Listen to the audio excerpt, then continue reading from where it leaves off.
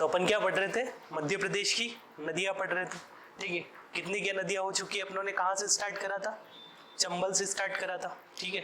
चंबल पढ़ लिया था, उसके बाद क्या पढ़ा था अपनों ने, बेतवा पढ़ा था, केन पढ़ा था, सोन पढ़ा था, ठीक है। इन सभी के ऊपर डिस्कस कर चुके। इसके अलावा अपनों ने नर्मदा नदी के बारे में पढ़ लिया।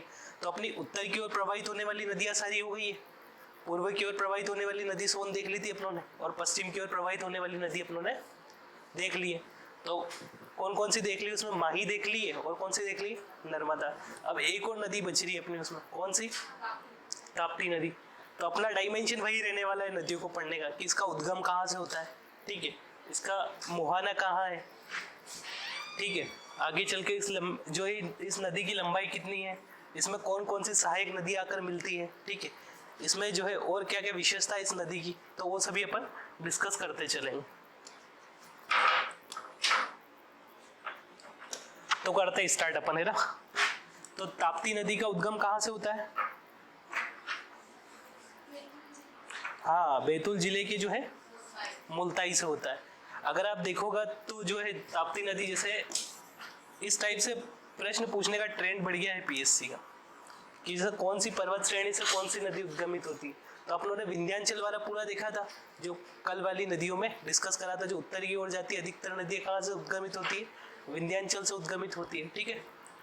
अब उसके बाद अपनों ने एक पूर्व की ओर देखा था, तो उसमें कल जो है सतपुड़ा पर्वत श्रेणी की एक नदी के बारे में अपनों ने डिस्कस कर लिया था, कौन सी, सोन नदी के बारे में, ठीक है, और नर्मदा नदी के बारे में डिस्कस कर लिया था। अब एक और जो है सतपुड़ा रेंज से जो एक और नदी निकलती, कहाँ से, इस साइड से, महादेव पर्वत की काली भीत की जो पहाड़ियां हैं वहां के आसपास से जो नदी निकलती, कौन सी, ताप्ती नदी निकलती, कौन सी, ताप्ती नदी निकलती। कहाँ से उद्गमित होती है ताप्ती नदी, तो क्या आंसर होगा, सतपुड़ा रेंज से जो है ताप्ती नदी का उद्गम होता है। कौन सा जो है डिस्ट्रिक्ट है, तो कौन सा है, बैतूल जिला है, ठीक है। बैतूल जिले का कहाँ से, मुल्ताई से इसका उद्गमन होता है, ठीक है। उद्गमित होने के बाद कुछ जो है मध्य प्रदेश में बहती है, फिर ये महाराष्ट्र में प्रवेश करती है, फिर गुजरात में जाती है, और अंततः कहाँ मिल जाती है, खंभात की खाड़ी में जाकर जो है नदी गिर जाती है। एक पॉइंट अपना छूट गया था उसमें, नर्मदा नदी में, कि जो है नर्मदा नदी और ताप्ती नदी ऐसी नदी है जो किसका निर्माण करती है, एस्चुरी का निर्माण करती है। किसका निर्माण करती है, एस्चुरी। अब एस्चुरी क्या होता है पता है आपको, नहीं पता। दो टाइप की नदियां जो है समुद्र में मिलती है, तो दो तीन तरीकों से मिल सकती है। एक बनाती है डेल्टा, बनाती क्या बनाती है, डेल्टा, और एक बनाती है एस्चुरी, ठीक है। अब डेल्टा क्या होता है वो देख लो, कि जैसे कोई नदी बह रही है, ऐसे याद रखना कि जो भी नदियां जो बंगाल की खाड़ी में गिरती है वो सभी किसका निर्माण करेगी, डेल्टा का निर्माण करेगी, ठीक है। और जो नदियां अरब सागर की खाड़ी में गिरती है वो किसका निर्माण करेगी, एस्चुरी का निर्माण करेगी। जैसे अगर आप भारत को देखोगे, ठीक है, ये अपना इंडिया हो गया, तो इस टाइप पे क्या देखोगे आप, पूर्वी घाट देखोगे, और इस साइड पे क्या देखोगे आप, पश्चिमी घाट देखोगे। भारत के परिप्रेक्ष्य में पूर्वी घाट, पश्चिमी घाट नहीं पता हो तो भी अपन इंडियन ज्योग्राफी पढ़ेंगे तब वो डिस्कस करेंगे इसके बारे में, ठीक है। तो जो है जो भी नदियां जो है पश्चिमी घाट से होकर गुजरती है। अब पश्चिमी घाट जो है कंपैरिजन में क्या है, सकरा प्रदेश, ठीक है, पहाड़ी वाला रीजन आ गया। यहाँ पे जो नदियां जो भी बहती उनमें जो है गाद की मात्रा कम होती है, ठीक है। गाद इन द सेंस की जो नदी बहती है तो अपने साथ जो है अपर्दन करती हुई ले जाती। अब मिट्टी की मात्रा कम होगी तो उसको क्या परेशानी होगी क्या समुद्र में मिलने में, नहीं होगी। और अगर किसी नदी में जो है मिट्टी की मात्रा ज्यादा होगी तो समुद्र में मिलते मिलते जो है ये गंगा नदी जा रही है अपने, ठीक है। अब इसमें गाद की मात्रा इतनी ज्यादा हो जाती है कि ये मिलते मिलते मतलब इसकी जो गति है ना, यहाँ से बह रही है, गाद इकट्ठा करती जा रही है। अब जैसे समुद्र के पास वाले इलाके में जाती है, इसमें इतना ज्यादा गाद इकट्ठा हो जाता है कि जो है यहाँ पे इसकी स्पीड बहुत कम हो जाती है, ठीक है। मिट्टी ज्यादा होगी तो स्पीड कम हो जाएगी, ठीक है। तो इतनी स्पीड कम हो जाती है कि बहुत सारी ऐसे वितरिकाओं में बैठकर जो है छोटी छोटी जो है केनाल से वितरिकाओं में बैठकर जो है समुद्र में जाकर मिलती है। तो उसे जो वितरिकाओं में बैठती है उसको क्या बोला जाता है, डेल्टा बोला जाता है। डेल्टा की स्ट्रक्चर कुछ ऐसी होती है, जैसे कि ये अपनी नदी हो गई, ठीक है।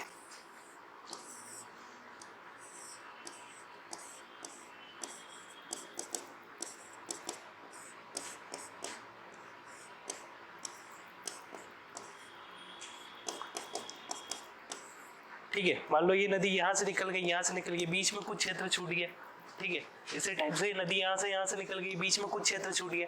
तो बीच में क्षेत्र कैसे छूटता है, ये नदी आ रही है तो बीच में क्या करेगी, अवसाद इकट्ठा कर देगी। तो इस टाइप की जो स्ट्रक्चर होती है उसको किस नाम से जाना जाता है, डेल्टा के नाम से जाना जाता है। इतना हो गया। तो दो नदियां ऐसी है। और एस्चुरी क्या होता है? एस्चुरी जो नदी है डायरेक्ट क्या मिलेगी, डायरेक्ट जाके ऐसे जो है समुद्र में जाकर मिल जाएगी। इस टाइप के स्ट्रक्चर का निर्माण नहीं करेगी डेल्टा का, डायरेक्ट जाके मिल रही तो इसको क्या बोलेंगे अपन, एस्चुरी बोल देंगे। इतना क्लियर है? तो जो है कौन कौन सी नदियां एस्चुरी बनाती है? एक तो नर्मदा नदी और ताप्ती नदी जो है एस्चुरी बनाती है। तो यही लिखा हुआ है देखो, उद्गम होता है खंबात की खाड़ी में गिर जाती है और क्या बनाती है, एस्चुरी का निर्माण करती हुई जो है यह नदी गिर जाती है। इसकी लंबाई कितनी है तो अपनों ने डिस्कस करा था, इसकी लंबाई कितनी है, 724 किलोमीटर। मध्य प्रदेश की सबसे लंबी नदी कौन सी है, क्या कितनी लंबाई थी उसकी, 13-12 किलोमीटर। इसके बाद दूसरी सबसे बड़ी नदी कौन सी पड़ी थी अपनों ने, कितनी लंबाई थी उसकी, 965 किलोमीटर। तीसरी सोन पड़ी थी, कितनी लंबाई थी उसकी, 780। और चौथी कौन सी हो जाएगी अपनी, ताप्ती। और पांचवी कौन सी पड़ी थी, बेतवा नदी के पर, कितनी लंबाई थी उसकी, 590 था। ठीक है, अब इसकी सहायक नदियों के ऊपर डिस्कस करें तो कौन कौन सी सहायक नदी है इसकी, पूर्णा नदी इसकी सहायक नदी है, गिरना नदी इसकी सहायक नदी है, बोरी नदी, पांजरा, अमरावती और कौन सी, अरुणावती इसकी सहायक नदियां देखने को मिलती है। कौन कौन सी हो जाएगी, पूर्णा, गिरना, बोरी, पांजरा, अमरावती और अरुणावती जैसी नदियां इसमें आकर मिलती। अब इसका डायग्राम देख लेते हैं अपन, ये कैसे कैसे मिल रही। देखो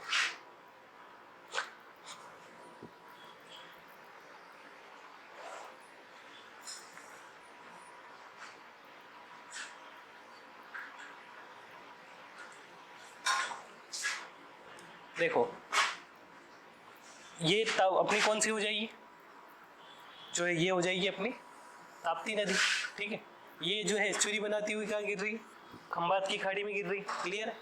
अब कौन कौन सी नदियाँ, जैसे गिरना नदी, बोरी नदी, पांजरा, अमरावती, इस टाइप की जो है नदियाँ इसमें देखने को मिलती।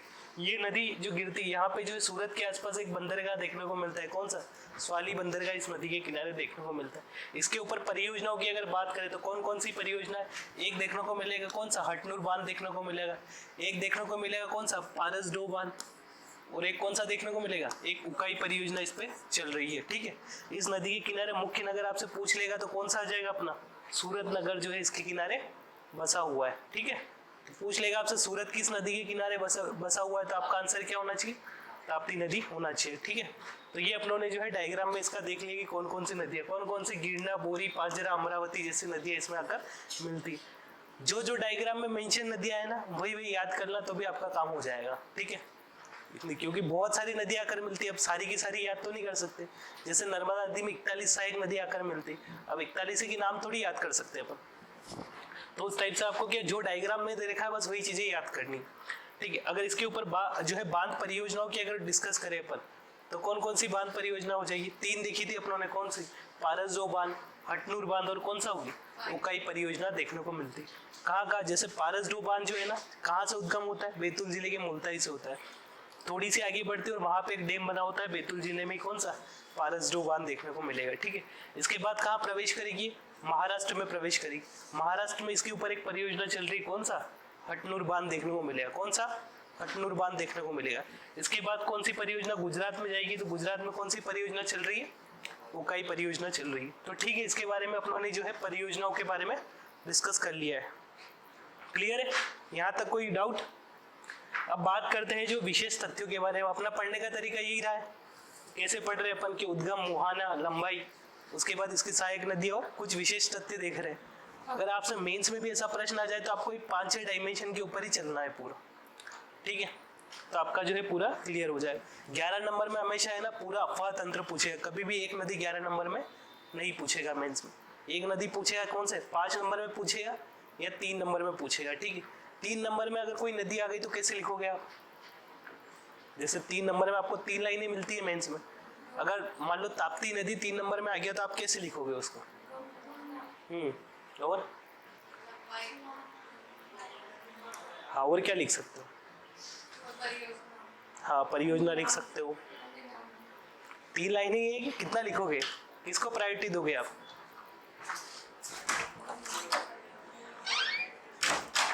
देखो सबसे पहले आप वही लिखना, उद्गम लिखना उसका कि कहाँ से वो नदी, जैसे ऐसी लाइनें रहेगी आपके पास 3। ठीक है, 2021 के मेंस में तो क्या धांधली करी इन्होंने कि यहाँ इसके नीचे प्रश्न दे दिया और इसके बीच में बहुत गैप कम दी, तो फिर उसका विरोध भी हुआ, तो अब इन्होंने बोल दिया है कि प्रश्न के बीच में गैप हम बढ़ा देंगे तो 3 लाइनें प्रॉपर आपको वहाँ मिलेंगी। तो सबसे पहली लाइन में क्या लिख दोगे आप, उद्गम लिख देना कि कहाँ से नदी जो है उद्गमित हो रही है। तो आप लिख दोगे कहाँ से, बैतूल के मुल्ताई से, और उसी के कोष्टक में लिख देना आप इसकी लंबाई कितनी है। ठीक है, हाँ भले लिख सकते हो, काफ़ी लंबी लाइन रहती है। मुहाना या लिखा जाए तो बढ़िया, नहीं लिखा है तो ठीक है। हाँ A4 साइज ही रहती है। उसके बाद आप लिख सकते हो सहायक नदियों को प्रायोरिटी दे सकते हो। सहायक नदियाँ लिखो, परियोजना लिखो, पर सहायक नदियाँ लिखना तो बढ़िया रहेगा आप, है ना। सहायक नदियाँ लिख सकते हो।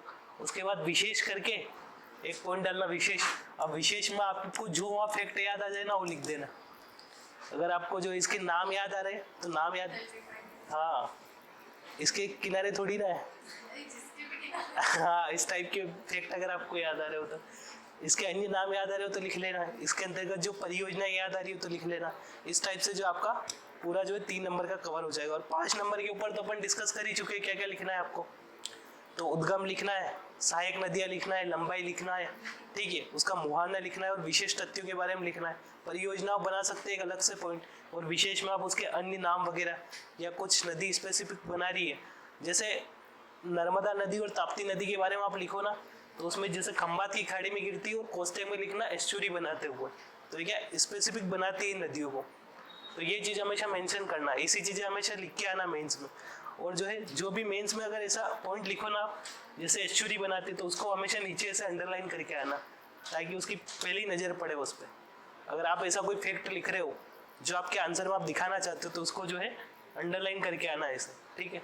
और अपन जब मेंस के बारे में और डिस्कस करेंगे ना, तब वो देख लेंगे, ठीक है। अब विशेष तथ्यों के बारे में देख लेते हैं। तो ताप्ती नदी का दूसरा नाम क्या देखने को मिलता है, इसको सूर्यपुत्री के नाम से भी संबोधित करते हैं। तो क्या लिखा हुआ, ताप्ती नदी का अन्य नाम क्या देखने को मिलता है, सूर्यपुत्री। एक शहर अपन देख चुके हैं, कौन सा, सूरत शहर। और देखो ताप्ती नदी के किनारे कौन कौन से शहर है, एक भूसावल शहर जो कहाँ पड़ता है, अपना महाराष्ट्र में पड़ता है, एक अपना बुरहानपुर मध्य प्रदेश का। तो कौन कौन से हो जाएगा, एमपी का बुरहानपुर हो जाएगा, भूसावल महाराष्ट्र, और कौन सा, गुजरात का सूरत हो जाएगा, ठीक है। अगर बात करो तो जो है ये नदी बह रही है, तो ये क्या करेगी, बहुत सारे ऐसे छोटे छोटे टापुओं का निर्माण करते हुए बहती है। कौन सी, ये नदी, ठीक है। स्वाली बंदरगाह अपन देख ही चुके, सूरत के आसपास देखने को मिलता है। किस नदी पर बना हुआ है, तो क्या आंसर होगा आपका, स्वाली बंदरगाह बना हुआ है अपना ताप्ती नदी पर, ठीक है। पूछ लेगा आपसे स्वाली बंदरगाह निम्न में से किस नदी पर बना हुआ है, ऑप्शन दे दिया आपसे कि नर्मदा, ताप्ती, माही। अब यहाँ तो अभी भी पढ़ा तो याद आ जाएगा, अब रिवीजन नहीं होगा तो अपन नर्मदा लगा के आ गए, उसमें तो अपना गलत हो जाएगा ना। तो इस टाइप से देखो, इसके और नाम देखने को मिलेंगे, कौन कौन से। इसके अगर और नामों की अगर बात करें तो एक तो अपन देख ही चुके सूर्यपुत्री, ठीक है। एक देख बोलते हैं इनको शनि की बहन, क्यों बोलते हैं, क्योंकि जो अपने सूर्य भगवान है, उन्हीं के जो पुत्र कौन हुए, शनि है। तो जब इनकी पुत्री तो इनकी बहन होगी, सही, सिंपल सी बात है ना। और एक और किस नाम से जाना जाता है, सहस भादो भदवा के नाम से भी इनको इसका जो है एक और नाम देखने को मिलता है। तो इस टाइप से ओवरऑल अपन ताप्ती नदी के बारे में पढ़ चुके हैं, ठीक है। कोई डाउट हो, कुछ हो तो पूछ लो। अगर बात करें अपन ताप्ती नदी का नाम जो है किस आधार पर रखा गया है, तो थाईलैंड में जो एक ताप्ती नदी प्रवाहित होती है, कहाँ पे, थाईलैंड में। तो उसी थाईलैंड की जो ताप्ती नदी के नाम पे इस जो है नदी का नाम क्या रखा गया है, ताप्ती रखा गया है, ठीक है। ये नदी कहाँ कहाँ बहती है, मध्य प्रदेश, महाराष्ट्र और गुजरात में प्रवाहित होती, वही लिखा हुआ देखो। अब जैसे अपनों ने देखा था नर्मदा नदी के बारे में, तो नर्मदा नदी सबसे ज्यादा कहाँ प्रवाहित होती है, उसका अपा क्षेत्र मध्य प्रदेश में पड़ता है। इसी टाइप से अगर ताप्ती नदी की अगर बात करें, तो ताप्ती नदी का सबसे ज्यादा अपा क्षेत्र कहाँ देखने को मिलेगा आपको, महाराष्ट्र में देखने को मिलेगा, ठीक है। और जो है सबसे कम कहाँ देखने को मिलेगा, गुजरात में देखने को मिलेगा। और नर्मदा नदी में क्या पढ़ा था अपनों ने, सबसे कम कहाँ देखने को मिलेगा, महाराष्ट्र में, ठीक है। गुजरात दूसरे नंबर पे था उसमें, ठीक है, नर्मदा नदी में। और इसमें क्या है, सबसे कम यहाँ देखने को मिलता है। तो इसको क्या देख लेना एक दो बार, जो याद हो जाएगा आपको। अब बात करते हैं मध्य प्रदेश। यहाँ तक अपनी जो है सारे डायमेंशन में नदियाँ कवर हो चुकी। उत्तर की ओर देख लिया अपनों ने, पूर्व की ओर प्रवाहित होने वाली नदियाँ देख लिया, और क्या देख लिया अपनों ने, पश्चिम की ओर प्रवाहित होने वाली नदियाँ देख लिया। अपन क्या देख रहे हैं, दक्षिण की ओर प्रवाहित होने वाली नदियाँ। तो अब क्या बात करते हैं, वेनगंगा नदी के बारे में बात करते हैं। तो वेनगंगा नदी का उद्गम कहाँ से होता है, आप देखो कि कहाँ से, सिवनी जिले के कहाँ से, मुंडारा गांव से जो है इसका उद्गम होता है। कहाँ से, सिवनी जिले के मुंडारा गांव से। और अगर कोई पठार पूछ ले तो कौन से पठार से, पारसवाड़ा के पठार से जो इसका उद्गम होता है। सिवनी जिले की कौन से, मुंडारा गांव की जो है पारसवाड़ा के पठार से इसका उद्गम होता है। क्लियर है, कहाँ से होता है, पारसवाड़ा के पठार से होता है। इसकी लंबाई की अगर बात करें तो कितनी है, 569 किलोमीटर इसकी लंबाई देखने को मिलती है। इस नदी के मुहाने की अगर बात करें तो क्या करती है, अपनों ने देखा था डायग्राम जब शुरू दिन देखा था कि जो है वर्धा नदी अगर इसमें आकर मिलती और वेनगंगा मिलकर क्या किसका निर्माण करती, प्राणहिता का निर्माण करती। और प्राणहिता नदी आगे जाकर किसमें मिलती है, जो है गोदावरी नदी में जाकर मिलती है। तो वही लिखा हुआ देखो, जो है मध्य प्रदेश से निकलकर कहा महाराष्ट्र में किसका निर्माण करती है, प्राणहिता का निर्माण करती है वर्धा नदी के साथ मिलकर। फिर आगे चलकर किसमें मिलती है, गोदावरी नदी में जाकर जो है नदी मिल जाती है। ठीक है, इसकी लंबाई कितनी है, 569 किलोमीटर इसकी लंबाई देखने को मिलती है। सहायक नदियों की अगर बात करें इसकी, तो कौन कौन सी सहायक नदियां देखने को मिलेगी आपको, वर्धा, बाघ, अंधरी, घरवी और बावनथड़ी और पेंच नदी। 4 नदी याद कर लेना, वर्धा याद कर लेना, बाघ याद कर लेना, बावनथड़ी देख लेना, पेंच देख लेना, सफिशिएंट है। यहीं से प्रश्न आएंगे। कौन कौन सी हो जाएगी अपनी, वर्धा, पेंच, बावनथड़ी और बाघ नदी। पूछ लेगा आपसे बाघ किसकी सहायक नदी, तो आपका आंसर क्या होना चाहिए, वेनगंगा नदी की जो है सहायक नदी। पूछ लेगा आपसे पेंच किसकी सहायक नदी है, वेनगंगा नदी। वर्धा नदी किसकी सहायक नदी है, वेनगंगा नदी की। वर्धा और वेनगंगा क्या बनाती, प्राणहिता का निर्माण करती। ये प्राणहिता आगे चल करके इसमें मिल जाती है तो गोदावरी नदी में जाकर मिल जाती है। ठीक है, तो अब इसको देख लेते हैं अपन मैप में।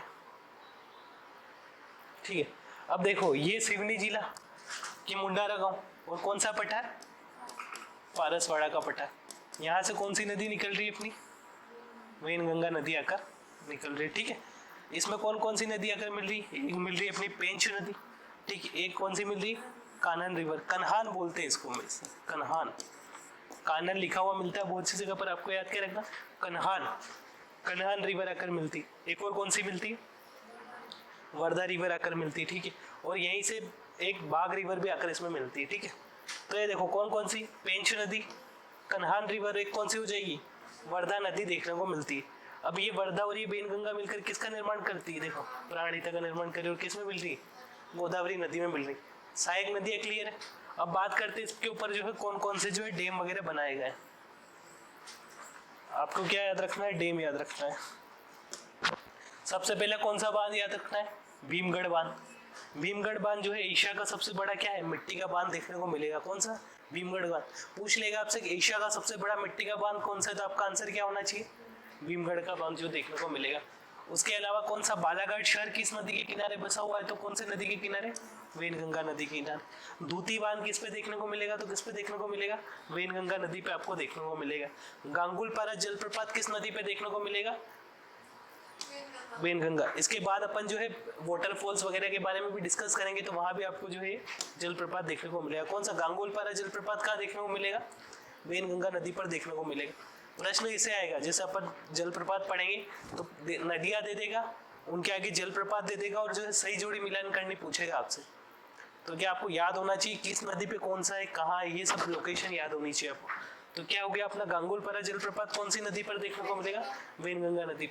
सहायक नदियां, डायग्राम क्लियर है। अब बढ़ते हैं आगे। ठीक है, बांध के ऊपर डिस्कस करते कौन कौन सी परियोजना है। एक कौन सा है, भीमगढ़ बांध, किस पे, वेनगंगा नदी पर। कौन से जिले में पड़ेगा अपना, सिवनी जिले में। और क्या है, एशिया का सबसे बड़ा मिट्टी का बांध, सबसे बड़ा जो क्या है, मिट्टी का बांध देखने को मिलेगा। ठीक है, धूती बांध कहाँ पे देखने को मिलेगा, तो वेनगंगा नदी पर। कौन से जिले में देखने को मिलेगा, बालाघाट डिस्ट्रिक्ट में आपको देखने को मिलेगा। इसी टाइप से कौन सी परियोजना, राजीव गांधी सागर परियोजना, कौन सी, वेनगंगा नदी की एक सहायक नदी है बावनथड़ी नदी, उस पर आपको क्या देखने को मिलेगी, राजीव गांधी सागर परियोजना देखने को मिलेगी। राजीव गांधी सागर परियोजना किस पे, बावनथड़ी नदी पर। कौन से जिले में, बालाघाट जिले में। बावनथड़ी नदी किसकी सहायक नदी है, वेनगंगा नदी की सहायक नदी है। माचागोरा बांध किस नदी पर देखने को मिलेगा, छिंदवाड़ा जिले में पेंच नदी पर देखने को मिलेगा। तो नदियों में क्या क्या याद रखना है, इसकी सहायक नदियों में आपको देखो पेंच, बावनथड़ी याद रख लेना, वर्धा याद रख लेना और बाघ याद रख लेना। ठीक है, ये हो गया। भीमगढ़ बांध को एक और किस नाम से जाना जाता है? संजय सरोवर बांध के नाम से भी भीमगढ़ बांध को जाना जाता है। तो कौन कौन सी परियोजनाएं देख ली? संजय सरोवर परियोजना, जिसे जो है उस बांध को किस नाम से जाना जाता है? भीमगढ़ बांध के नाम से भी जाना जाता है, जो एशिया का सबसे बड़ा मिट्टी का बांध देखने को मिलेगा। कौन सी नदी पर है? वेनगंगा नदी पर। कहाँ पे देखने को मिलेगा? सिवनी जिले में देखने को मिलेगा। दूती बांध कहाँ देखने को मिलेगा? वेनगंगा नदी पर। कहाँ देखने को मिलेगा? बालाघाट जिले में। इसी टाइप से राजीव सागर परियोजना कहाँ देखने को मिलेगी? बावनथड़ी पर देखने को मिलेगी। और कहाँ देखने को मिलेगी? बालाघाट जिले में। पढ़ना ऐसे कि ये चीजें याद हो जाए, घर जाके बस एक आध बार पत्ते पलटाए, काम खत्म। माचागोरा बांध किस नदी पर है? पेंच नदी पर। कहाँ देखने को मिलेगा? छिंदवाड़ा जिले में देखने को मिलेगा। अब जो है अपनों ने सहायक नदियां पढ़ ली, डैम्स पढ़ ली। अब अपना कौन सा टॉपिक बच रहा है? इसके बारे में कुछ स्पेशल फैक्ट बच रहे हैं, तो उनके ऊपर अपन डिस्कस कर लेते हैं। तो स्पेशल फैक्ट देखो,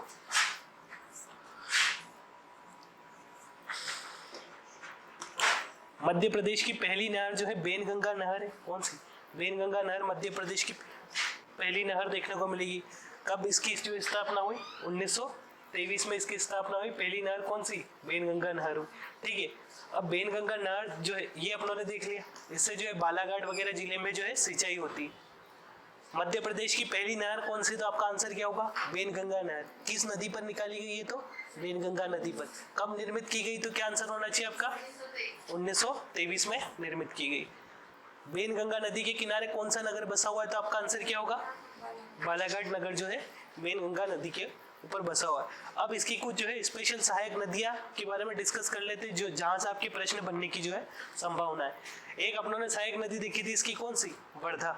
तो वर्धा नदी का उद्गम कहाँ से होता है? बैतूल जिले की किस से? कालीबीत की पहाड़ियों से जो है। कालीबीत की पहाड़ियां कहाँ पड़ती है अपनी? बैतूल जिले में। उसके कौन से शिखर से? वर्धन शिखर से पड़ते। मध्य प्रदेश में स्थित जानापाऊ की पहाड़ी की वोंचू पॉइंट से किस नदी का उद्गम होता है? चंबल नदी का उद्गम है। याद है कि नहीं है? याद है? आपको याद है?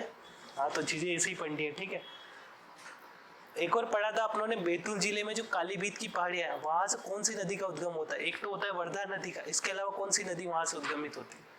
इससे पहले आज ही के लेक्चर में डिस्कस करा, ताप्ती नदी का उद्गम होता है। ठीक है, वर्धा नदी आगे जाकर वेनगंगा नदी से संगम करके कौन सी नदी का निर्माण करती है?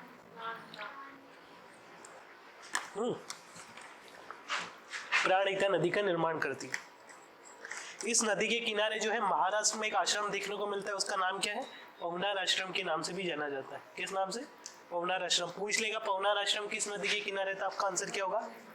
वर्धा नदी के किनारे। कहाँ से उद्गम होता है वर्धा नदी का? कालीबीत की पहाड़ियां बैतूल जिले से जो है इसका उद्गम होता है। और कौन सा शिखर हो जाएगा? वर्धन शिखर। वर्धन शिखर से उद्गमित होने के कारण वर्धा नदी से याद कर लेना। अब बात करते हैं प्राणहिता नदी। बाहुबली मूवी किस किस ने देखी है? सबने देखी है क्या? तो जो उसमें नदी देखने को मिलती है ना, वो यही है प्राणहिता नदी। ठीक है, हाँ बस वही। तो प्राणहिता नदी किससे निर्गमित होती है? उद्गम किससे होता है इसका? मतलब दो नदियां संगम करती है, वहां से प्राणहिता, वर्धा बेनगंगा। ठीक है, ये जो एक राइटर थे कौन? आनंद नीलकांतर, उन्होंने एक जो है बुक की रचना करी थी। कौन सी? Rise of Sivagami. Baahubali movie है इसी बुक के ऊपर बनी हुई है। ठीक है, तो इसमें लिखित उपन्यास में जो किस नदी का वर्णन देखने को मिलता है? प्राणहिता नदी को वर्णन देखने को मिलता है। ठीक है, बाहुबली फिल्म इसी उपन्यास पर आधारित है। अब बात करते हैं अपन किस पे? पेंच नदी पर। किस पे बात करेंगे अपन? पेंच नदी पर। तो पेंच नदी का उद्गम कहाँ से होता है? छिंदवाड़ा जिले से जो इसका उद्गम होता है। किससे? छिंदवाड़ा जिले के जुन्नार देव से जो है किसका उद्गम होता है? पेंच नदी का उद्गम होता है। तो पेंच नदी का उद्गम कहाँ से होता है? जुन्नार देव छिंदवाड़ा से होता है। इसमें कौन सी नदी आकर मिलती है? मतलब ये किस नदी में जाकर मिलती है? पेंच नदी कन्हार रिवर में जाकर जो मिल जाती। कौन सी नदी? जैसे ये पेंच नदी निकल रही है, इस नदी का संगम कहाँ हो जाएगा? कन्हार नदी में जो इसका संगम हो जाएगा। और कन्हार नदी आगे जाकर किस में मिल जाएगी? वेनगंगा में मिल जाएगी। इतना क्लियर है? ठीक है, अब पेंच नदी किस में मिलेगी? कन्हार रिवर में। कन्हार किस में मिल जाएगी? वेनगंगा रिवर में। और पेंच नदी में एक नदी आकर मिलती है जिसका नाम क्या है? कुलबहेरा नदी आकर मिलती है। कौन सी? कुलबहेरा नदी। क्लियर है? कहीं कोई डाउट तो नहीं है इसमें? देखो एक बार और समझो इसको। देखो ये कौन सी हो जाएगी? पेंच नदी हो जाएगी, ठीक है। ये कौन सी हो गई अपनी, पेंच नदी हो गई। अब यहाँ से एक नदी आ रही मान लो, ठीक है, ये कौन सी हो जाएगी, कन्हान रिवर हो जाएगी।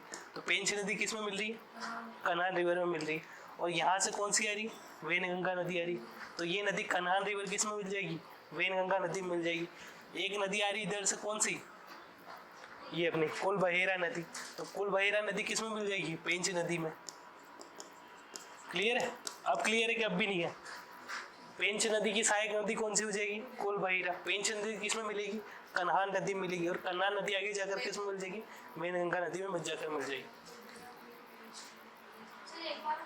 देखो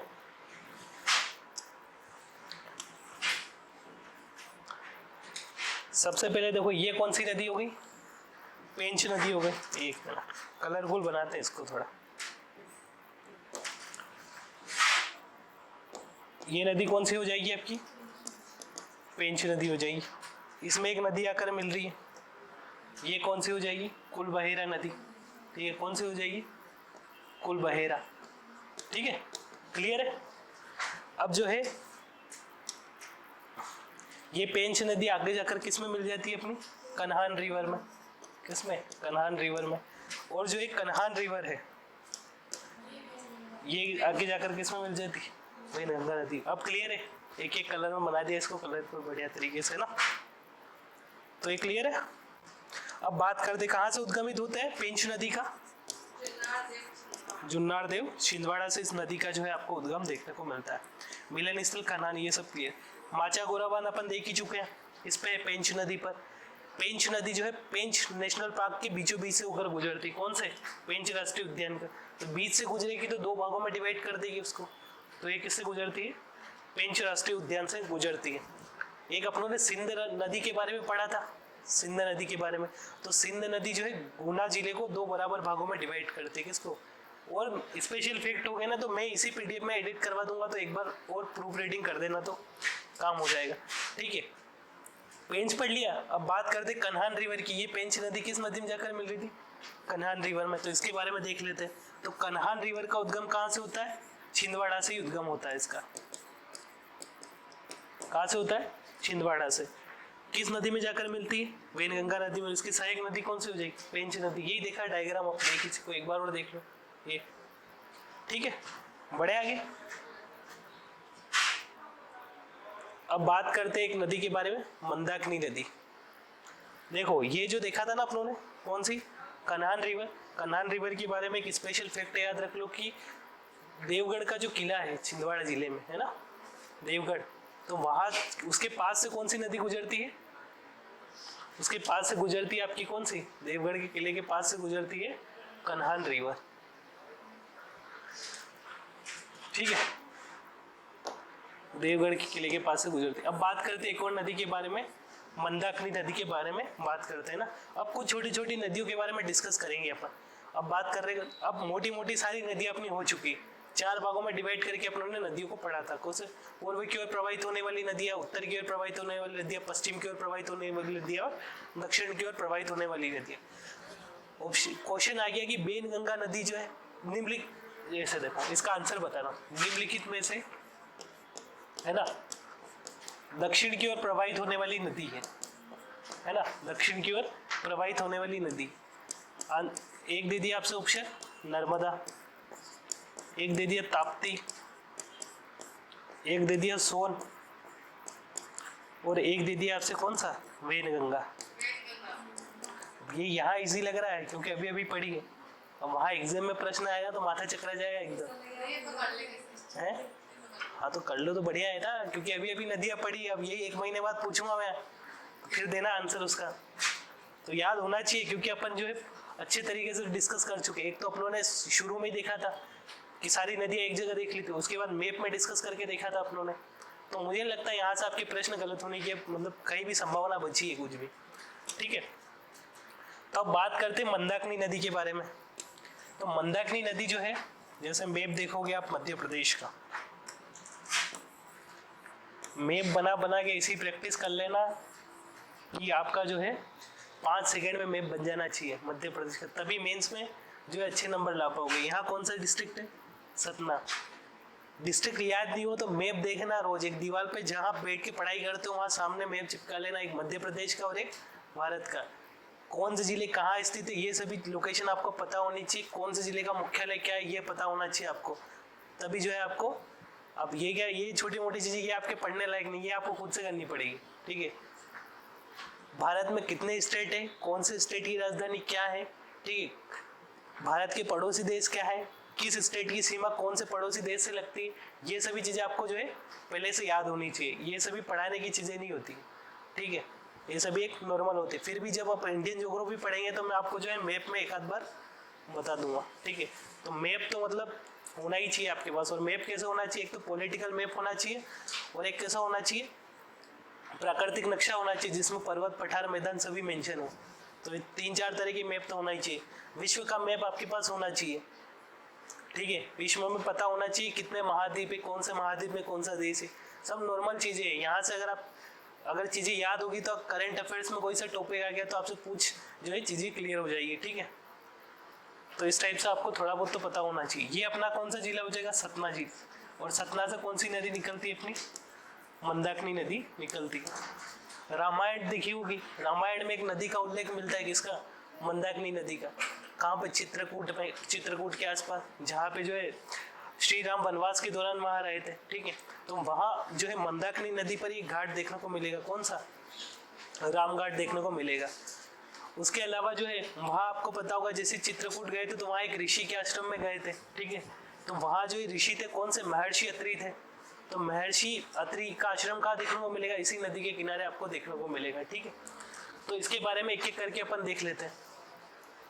तो इस नदी का उद्गम कहाँ से होता है, सतना जिले से इस मंदाकिनी नदी का उद्गम होता है। इस नदी आगे चलकर कौन सी नदी में मिल जाती है, तो यमुना रिवर में मिल जाती है। यहाँ से मंदाकिनी नदी का उद्गम हो रहा है, कौन सी नदी में जाकर मिल रही है, यमुना नदी में आकर मिल रही है, ठीक है। इस नदी की लंबाई छोटी देखने को मिलेगी, कितनी, 50 किलोमीटर के आसपास इसकी लंबाई देखने को मिलेगी।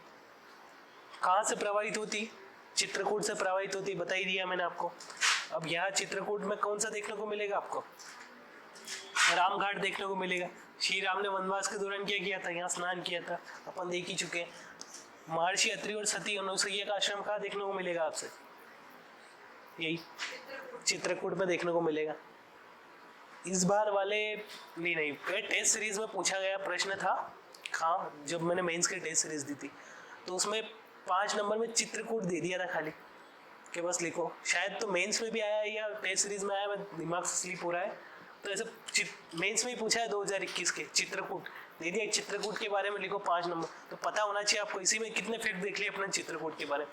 सबसे पहले तो कहाँ स्थित है चित्रकूट, तो आपको क्या पता होगा, सतना जिले में जो है चित्रकूट स्थित है, ठीक है। ये इसकी स्थिति वगैरह आपको क्लियर हो जाएगी। उसके बाद कौन सी नदी यहाँ से निकलती है, तो मंदाकिनी नदी निकलती है। कौन कौन से फेमस दर्शनीय स्थल हो जाएंगे यहाँ पे चित्रकूट में, तो रामघाट हो जाएंगे, महर्षि अत्रि का आश्रम हो जाएगा। इस टाइप से आप जो है, और अपन जब ये जो है प्लेसेस पढ़ेंगे इंपॉर्टेंट जो है मध्य प्रदेश के, वहाँ और इसके बारे में डिस्कस करेंगे, ठीक है। तो 3-4 फैक्टर तो यही देख लिए अपनों ने। तो यहाँ जो पढ़ोगे वो आपको मेंस में भी काम आने वाला है, ऐसा नहीं कि खाली प्री तक ही सीमित है। जो अपन यहाँ पढ़ेंगे वहाँ से बहुत सारे आपके 3 मार्कर तो डायरेक्ट बन जाएंगे। 5 नंबर वाले प्रश्न भी आप यहाँ से बहुत सारा डाटा उठा के वहाँ पुट कर सकते हो। 11 नंबर वाले प्रश्न में भी जो आप इंट्रो बनाने में, निष्कर्ष बनाने में जो है यहाँ के फैक्ट जो पढ़ेंगे अपन उनका यूज कर सकते हो, ठीक है। अब बात करते हैं कौन सी, खान नदी के बारे में। इसको जो है कान नदी या खान नदी के नाम से भी संबोधित किया जाता है। कौन सी, कान या खान नदी के बारे में पढ़ेंगे अपन। तो खान नदी बेसिकली जो है इंदौर जिले में प्रवाहित होती है। तो जो है कौन सी, कहाँ से उद्गमित हो रही है, इंदौर जिले के कौन से गांव से, उमरिया गांव से जो है ये नदी उद्गमित हो रही है। इंदौर जिले के उमरिया गांव से ये नदी उद्गमित हो रही। आगे चलकर किस नदी में जाकर मिल जाती है, शिप्रा नदी में जाकर जो है ये नदी मिल जाती। इस नदी की सहायक नदी की अगर बात करें तो कौन सी नदी हो जाएगी, सरस्वती नदी हो जाएगी, ठीक है। सरस्वती नदी का उद्गम कहाँ से होता है, राला मंडल की पहाड़ियों से जो है उद्गमित होता है। कौन सी,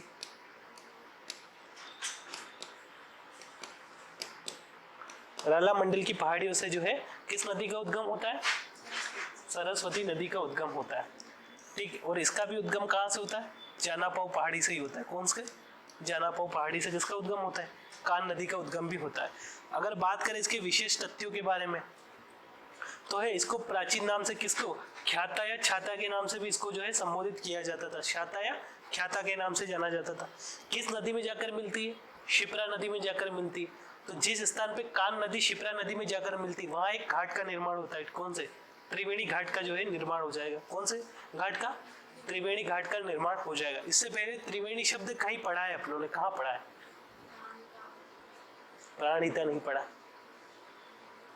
याद करो, कल ही तो पढ़ा था जब नदियां डिस्कस करी, तो त्रिवेणी शब्द फिर से पढ़ा था आपने, पढ़ के आना घर से फिर बताना।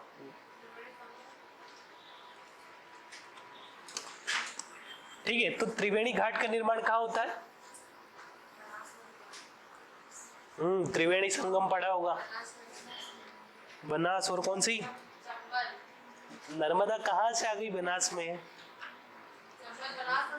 हाँ, मिलकर किसका निर्माण करती है, त्रिवेणी संगम का निर्माण करती है। ठीक है, और त्रिवेणी घाट किस कौन निर्माण करेगा, कानन नदी व कान रिवर, ये खान रिवर और कौन सी, शिप्रा मिलकर किसका निर्माण करेगी, त्रिवेणी घाट का निर्माण करेगी। इंदौर में जब जाते हैं तो बहुत सारे ऐसे होलकर शासक है, उनकी जो छत्रियां बनी हुई, जो मृत्यु हो जाती है उसके बाद जो उनकी समाधि बनाते हैं उसके ऊपर छत्रियां बनाते हैं। तो किस नदी के किनारे बहुत सारी छत्रियां देखने को मिलेगी, उन छत्रियों में कृष्णपुरा की जो छत्रियां है वो किस नदी के किनारे मिलेगी, कान नदी के किनारे आप या खान नदी के किनारे आपको देखने को मिलेगी। पूछ लेगा कृष्णपुरा की छत्रियां किस नदी के किनारे है, तो किस नदी के किनारे, खान रिवर के किनारे। अब इसमें क्या सारे फैक्चुअल डाटा ही है, अब इसमें क्या समझने लायक जो चीजें वो समझा रहा हूँ मैं, तो ऐसा क्या बोरिंग टाइप ही टॉपिक लगेगा आपको। इसके बाद जब मध्य प्रदेश की जलवायु पढ़ेंगे ना, वहाँ बहुत समझने लायक चीजें आएगी, वहाँ पर और इंटरेस्ट के साथ पढ़ेंगे उसको। ठीक है, तो क्लियर है। एक और नदी देख लो आप, कौन सी, जामनी नदी। तो जामनी नदी कौन किसकी सहायक नदी हो जाएगी,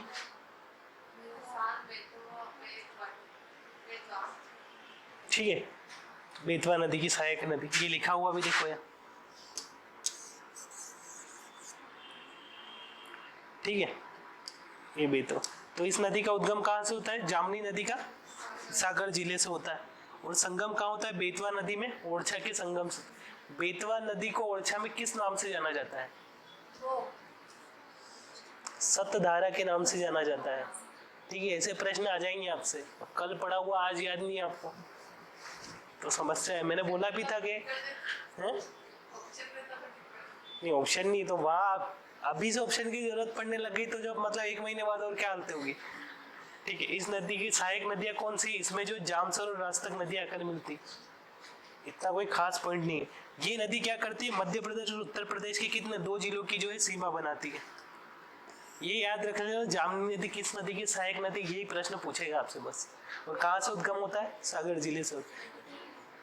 जब 2023-22 के प्रीलिम्स में पूछ सकता है कि बीना किसकी सहायक नदी है, तो ये भी पूछ सकता है कि जामनी किसकी सहायक नदी, आ सकते हैं प्रश्न। तो ये अपन देख चुके।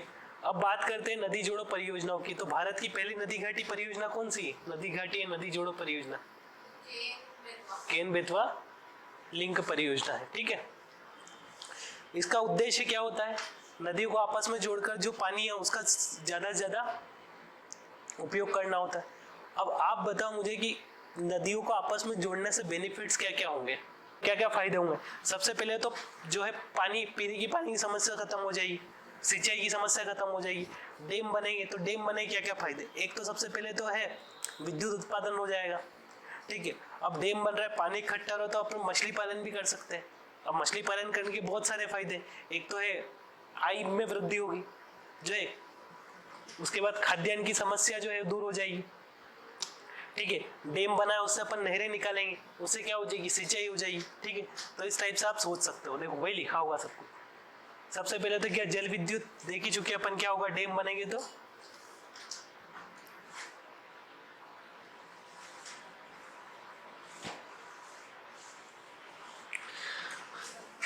देखो पेयजल, सबसे पहले तो पेयजल की समस्या कम होगी, आपने भी यही बताया था। सूखे, अब जैसे कि नदियों को आपस में जोड़ेंगे, तो अगर किसी नदी में ज्यादा पानी आ रहा है, किसी भी नदी में कम, तो आपस में अगर जुड़ गई तो जो है बाढ़ की समस्या जैसी समस्या क्या होगी, खत्म हो जाएगी। सिंचाई की उपलब्धता हो जाएगी, तो क्या सूखे की समस्या खत्म होगी कि नहीं होगी, हो जाएगी। अब सूखे की समस्या होगी, लोगों को अच्छी फसलें होगी, तो उनकी आर्थिक स्थिति में सुधार होगा कि नहीं होगा, आर्थिक स्थिति में सुधार होगा, वही लिखा हुआ है देखो।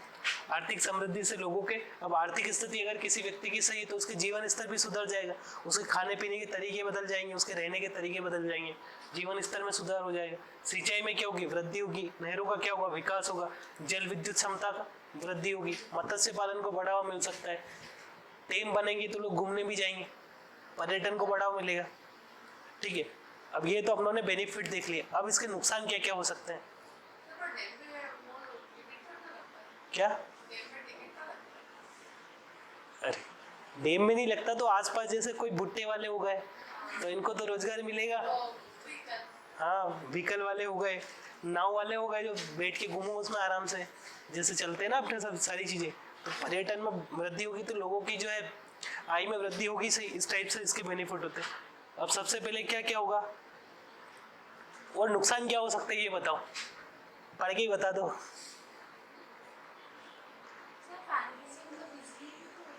हाँ तो विद्युत बताया तो है ना, जल विद्युत वही तो है।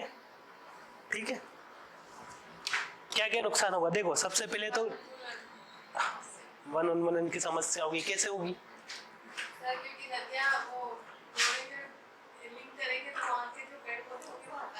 हाँ, जैसे इस केन बेतवा लिंक को जोड़ रहे थे तो आपको पता होगा पन्ना नेशनल पार्क के अंदर से होकर ये जो है नहर गुजर रही थी, तो वहां के जो बहुत सारे पेड़ काटने पड़ेंगे।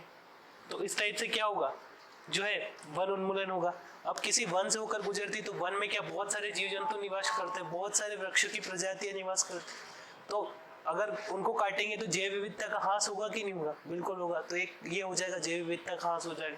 तीसरी चीज क्या होगा, एक तो होगा अब नहर बना रहे तो बहुत सारे गांव इसके विस्थापन क्षेत्र में आएंगे, तो उनकी जो है उन गाँव को खाली करना पड़ेगा, तो विस्थापन की समस्या आएगी।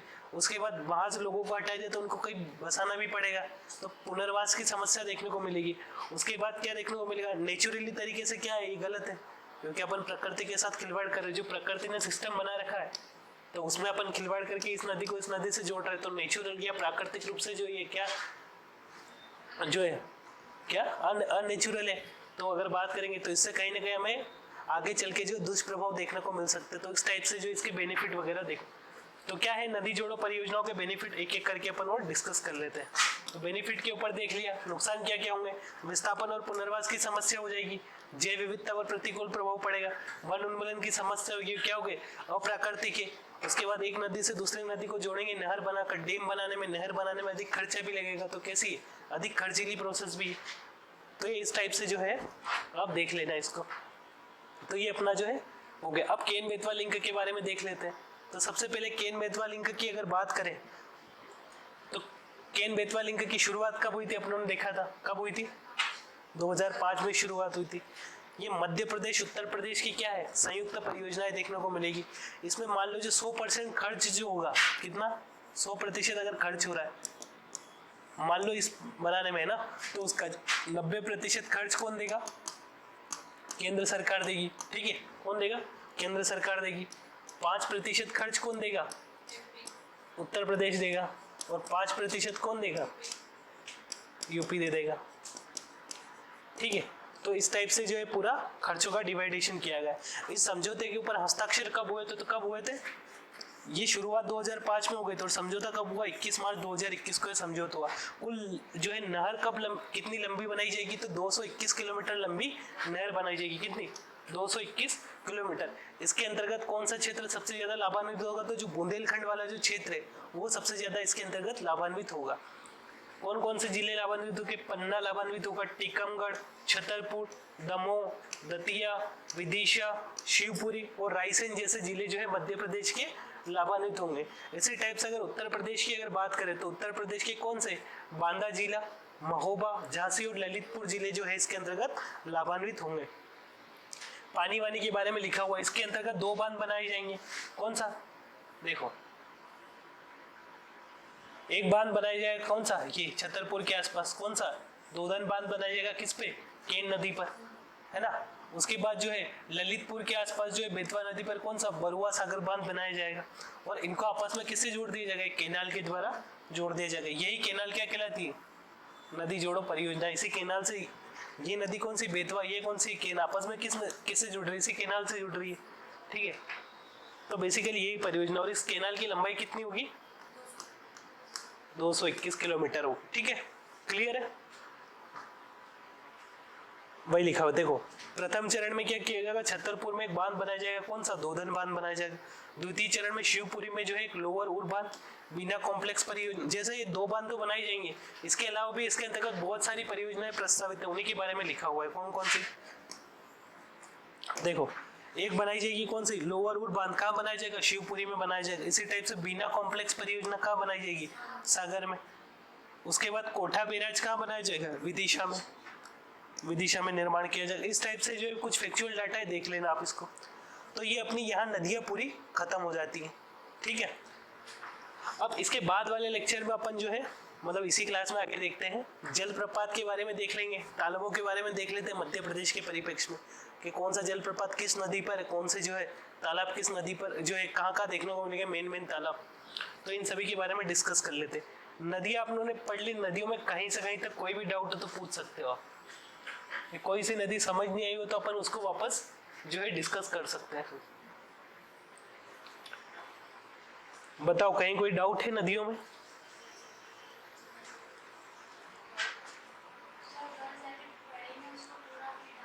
तो कल मैंने क्या बोला था कि घर जाके पढ़ना, इसको पढ़ के आना। पढ़ा आपने? पीडीएफ तो मिल गया होगा आपको, पीडीएफ शेयर कर दिया था मैम ने, तो क्यों नहीं पढ़ा घर जाके? पढ़ा, पूरी नदियाँ देख ली थी कल वाली, समझ आ गया था, याद हो गया, ठीक है। तो है मध्य प्रदेश के जलप्रपात के बारे में पढ़ लेते हैं। घर घर पढ़ना पीडीएफ, अभी यहाँ पढ़ लो, ठीक है। तो ये कौन सी नदी है अपनी? चंबल नदी, ठीक है। चंबल नदी पे कौन कौन से जलप्रपात देखे थे अपनों ने? अब सब कुछ अपन डिस्कस कर चुके हैं नदियों के द्वारा। अब यहाँ से मैं प्रश्न पूछूंगा आपसे, आप बताओ चंबल नदी पे कौन कौन से जलप्रपात देखे थे? देख के नहीं बताना है बस। हाँ हाँ ठीक है। चूलिया जलप्रपात, ठीक है। कहाँ देखा था वो अपनों ने? चंबल नदी पर। कहाँ देखा था? चित्तौड़गढ़ के आसपास जो है देखा, कोटा है चित्तौड़गढ़, उसमें कोटा लिखा हुआ, ठीक। पाताल पानी जलप्रपात कहाँ देखा था? इंदौर में, महू इंदौर में, ठीक है। शीतलदाह जलप्रपात इंदौर में, झाड़ीदाह इंदौर में, तो वही लिखा हुआ। ये कौन सी नदी है अपनी? ये चंबल नदी। कौन कौन से जलप्रपात हो गए? शीतल माता, पाताल पानी और झाड़ीदाह, और कौन सा हो जाएगा? चूलिया जलप्रपात का भैंसरोडगढ़ के आसपास देखने को मिलेगा, ठीक है। अब बात करते हैं, ये कौन सी नदी है आपकी? बेतवा नदी। अब नदियां पहचानो, ये कल ही पहचान। अब ये कौन सी नदी हो जाएगी? बेतवा नदी। इस पे कौन सा जलप्रपात देखने को मिलेगा? बालकुंड। इसकी सहायक नदी अपनों ने बीना नदी पढ़ी थी, बताया था कि बीना नदी पे एक जलप्रपात है, कौन सा? बालकुंड जलप्रपात के बारे में अपनों ने डिस्कस करा था, तो ये हो जाएगा, ठीक है। ये कौन सा है? रणहेल जलप्रपात देखने को मिलेगा। ये कौन सा है? पूर्वा जलप्रपात, टोंस नदी की सहायक नदी पर। ये हो जाएगा बहुटी जलप्रपात, जो मध्य प्रदेश का सबसे ऊंचा जलप्रपात। ये कौन सा हो जाएगा? चचई जलप्रपात। उसके बाद जो है मध्य प्रदेश का सबसे ऊंचा जलप्रपात कौन सा हो जाएगा? बहुटी जलप्रपात, ठीक है। उसके बाद नर्मदा नदी के बहुत सारे जलप्रपातों के ऊपर अपनों ने डिस्कस करा था, ठीक है। अब एक प्रश्न बताओ, आज ही पढ़ा मैंने अपनों ने, गांगुलपारा जलप्रपात किस नदी पर देखने को मिलता है? आज ही पढ़ा, अभी थोड़ी देर पहले। ऑप्शन ले लो। हाँ, बेनगंगा नदी पे देखने को मिलता है, ठीक है। तो गांगुलपारा किस पे? बेनगंगा नदी। इस पे कौन कौन से देखे? नर्मदा पे कपिल धारा, और क्या? दर्दी जलप्रपात देखा था, धुआंधार जलप्रपात देखा था, और कौन कौन से देखे थे? पंचधारा जलप्रपात देखा था अपनों ने। तो ये लिखे हुए देखो, लक्ष्मण धारा, दुग्ध धारा, कपिल धारा, धुआंधार, दर्दी, सहस्त्र धारा, और गुजरात में अपनों ने पढ़ा था ना जरवानी जलप्रपात देखने को मिलता है, तो वही देखो ये लिखा हुआ है। अब एक एक करके सभी जलप्रपातों के ऊपर डिस्कस कर लेते हैं। तो सबसे पहले देखो बहुटी जलप्रपात। तो बहुटी जलप्रपात के बारे में क्या जानते हो? कि ये जो है ओडा या सेलर नदी पर देखने को मिलता है। जब अपनों ने तमस या टोंस नदी पढ़ी थी तो उसकी सहायक नदियों के बारे में डिस्कस करा था, ठीक है। तो कौन सी नदी पर है? ओदा या सेलर नदी, दोनों नाम मिलते हैं, दोनों याद होना चाहिए। ऑप्शन कंफ्यूज करने के लिए दोनों में से कुछ भी दे सकते। कौन सा जलप्रपात? बहुटी जलप्रपात। क्या विशेषता है? मध्य प्रदेश का सबसे ऊंचा जलप्रपात देखने को मिलता है। कितनी ऊंचाई देखने को मिलती है? 198 मीटर जो है इसकी ऊंचाई देखने को मिलती है, 198 मीटर देखने को मिलती। तो कौन कौन से बहुटी जलप्रपात 3 नंबर में आ गया, तो आपको क्या लिखना है, ये तीन ही फैक्ट लिखने हैं। कौन सी नदी पर है, बस 3 लाइनें लिख के आनी 3 नंबर में, बस 3 में से 3 नंबर मिलेंगे आपको, 3 फैक्ट लिख के आना है 3 नंबर में। कौन कौन से देखने को मिलेंगे, कौन से जिले में है, रीवा जिले में। कौन सी नदी पर है, ओदा या सेलर नदी पर। कितनी ऊंचाई है इसकी, 198 मीटर। और विशेष क्या है, मध्य प्रदेश का सबसे ऊंचा जलप्रपात देखने को मिलेगा। 3 फैक्ट 3 नंबर पक्के आपके। अब बात करते हैं और चचई जलप्रपात कौन सी नदी पर देखने को मिलता है, बीहड़ नदी पर देखने को मिलेगा आपको। कौन सी नदी पर, कौन से जिले में, रीवा जिले में। कितनी ऊंचाई है, 130 मीटर इसकी ऊंचाई देखने को मिलेगी। चचई जलप्रपात मध्य प्रदेश का क्या हो जाएगा, दूसरा सबसे ऊंचा जलप्रपात देखने को मिलेगा। ठीक है, चचई जलप्रपात कौन सी नदी पर है, बीहड़ नदी पर है। कहाँ स्थित है, बिहार नदी पर, रीवा जिले में 130 मीटर इसकी ऊंचाई देखने को मिलती है। मध्य प्रदेश का दूसरा सबसे ऊंचा जलप्रपात आपको देखने को मिलेगा। इसी टाइप से अगर बात करें अपन किसकी, केवटी जलप्रपात की, केवटी जलप्रपात भी कहाँ देखने को मिलेगा, रीवा जिले पे टोंस नदी पर देखने को मिलेगा। टोंस नदी की जो सहायक नदी कौन सी, महान नदी। अपनों ने जब टोंस रिवर पढ़ी थी तो इसकी सहायक नदियां देखी थी, सेलर नदी, महान नदी और कौन सी, ये बिहड़ नदी। देखो डायग्राम याद करो, उसमें मैंने एक एक करके सारे आपको जो है वाटरफॉल्स भी बताए थे। और जो सारे वाटरफॉल्स कहाँ देखे थे अपनों ने, रीवा जिले में देखे थे। तो केवटी जलप्रपात कौन सी नदी पर देखने को मिलेगा, महाना रिवर पर देखने को मिल रहा है। किस पर, महाना रिवर पर देखने को मिलेगा। महाना या महान, ठीक है, महाना रिवर पर देखने को मिलेगा। कौन किसकी सहायक नदी है, टोंस नदी या तमस नदी की जो है सहायक नदी देखने को मिलती है। इस नदी पर जो है प्रतिवर्ष जो है कौन सा केवटी जलप्रपात है ना, यहाँ पे प्रतिवर्ष एक मेले का आयोजन भी किया जाता है। ठीक है, रीवा जिले में एक मेला लगता है, महामृत्युंजय का मेला बोलते हैं। ठीक है, उसी टाइप से चूलिया जलप्रपात कौन सी नदी पर है, चंबल नदी पर है। कहाँ पे, राजस्थान में। और राजस्थान का सबसे ऊंचा जलप्रपात भी कौन सा है, चूलिया जलप्रपात देखने को मिलेगा। चित्रकूट जलप्रपात का देखने को मिलेगा। ये फैक्चुअल डाटा थोड़ा अलग हो जाएगा, पर इसलिए डाल दिया गया क्योंकि 2019 में ये प्रश्न पूछा गया था कि चूलिया जलप्रपात किस नदी पर है। तो चूलिया जलप्रपात देखने को मिलेगा छत्तीसगढ़ में इंद्रावती नदी पर। और इसे भारत का जो है नियाग्रा जलप्रपात के नाम से भी जाना जाता है। नियाग्रा जलप्रपात भारत का क्या कहा जाता है, नियाग्रा जलप्रपात के नाम से भी जाना जाता है। तो ये आपको याद रखना, 2019 में प्रश्न पूछा था कि जो है चित्रकूट जलप्रपात किस नदी पर है और इसे भारत में जो है किस नाम से जाना जाता है, भारत के नियाग्रा जलप्रपात के नाम से भी जाना जाता है। क्लियर, यहाँ तक कोई डाउट। वैसे फैक्चुअली इसमें कुछ नहीं, क्योंकि अपन नदियाँ पढ़ते टाइम सभी के ऊपर अपन डिस्कस कर चुके हैं। अब बात करते, ये कुछ अलग डाटा है ना, ये कहाँ पे पड़ेगा आपका, छत्तीसगढ़ में पड़ेगा। छत्तीसगढ़ के कौन से जिले में, बस्तर जिले में। ठीक है, कौन सी नदी पर, इंद्रावती नदी पर। क्या है, भारत का क्या कहा जाता है इसे, नियाग्रा के नाम से भी जाना जाता है। क्लियर। अब बात करते हैं सहस्त्रधारा जलप्रपात की। तो सहस्त्रधारा जलप्रपात किस नदी पर देखने को मिलेगा, नर्मदा नदी पर। कहाँ देखने को मिलेगा, महेश्वर के खरगोन के आसपास आपको देखने को मिलेगा। कितना ऊंचा जलप्रपात है, केवल 8 मीटर ऊंचा जलप्रपात देखने को मिलेगा। कहाँ पे, खरगोन जिले के कौन से, महेश्वर में देखने को मिलेगा। कौन सी नदी पर, नर्मदा नदी पर। कितना ऊंचा है, 8 मीटर ऊंचा जलप्रपात देखने को मिलता है। धुआंधार जलप्रपात भेड़ाघाट में। कौन सी नदी पर, जबलपुर में। कितने 18 मीटर है, सफेद संगमरमर के मध्य में। जब ये जलप्रपात पढ़ो ना, तब गूगल कर करके इनके फोटोज डायग्राम्स वगैरह देख लेना, तो क्या आपको पढ़ने में थोड़ी इंटरेस्ट भी रखेंगे और क्या याद भी हो जाएंगे, इंटरेस्ट आएगा उनको पढ़ने में बढ़िया। जैसे धुआंधार जलप्रपात सर्च करना, तो देखोगे आपके जो धुआंधार जलप्रपात है ना, दोनों ओर से क्या है, संगमरमर है, उनके मध्य से जो है गिर रहा है पानी।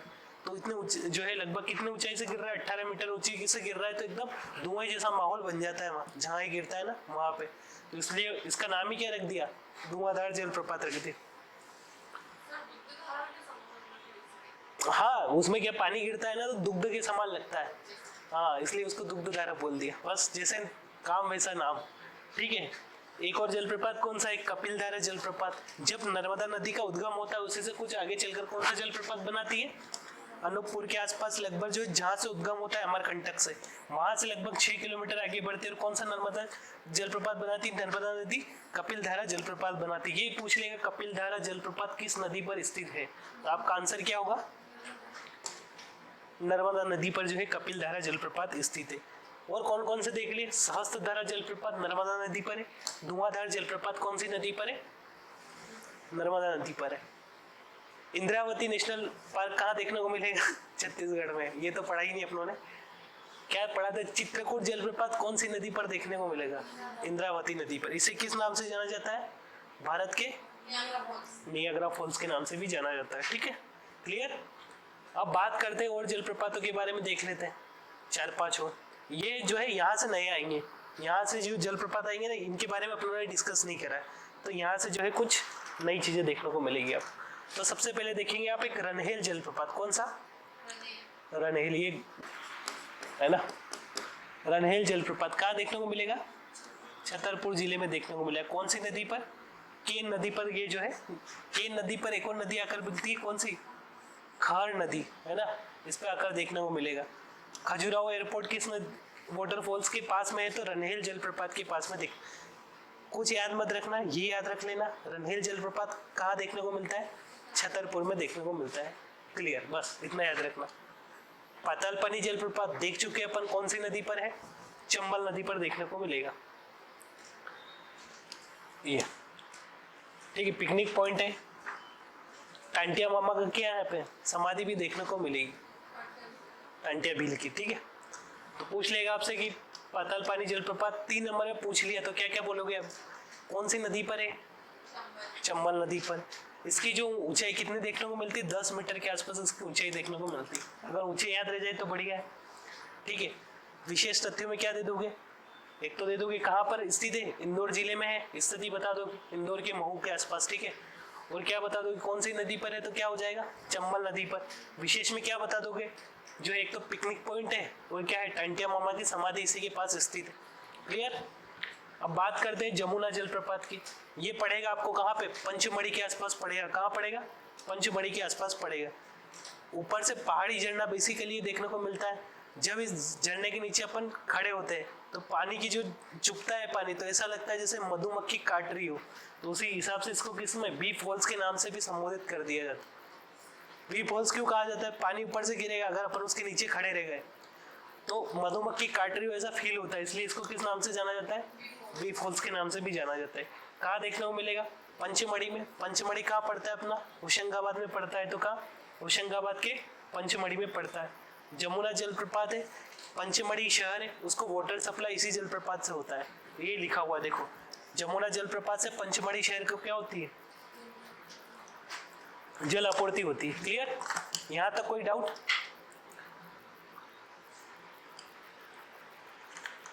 बताओ रनहेल जलप्रपात कहाँ है? रनहेल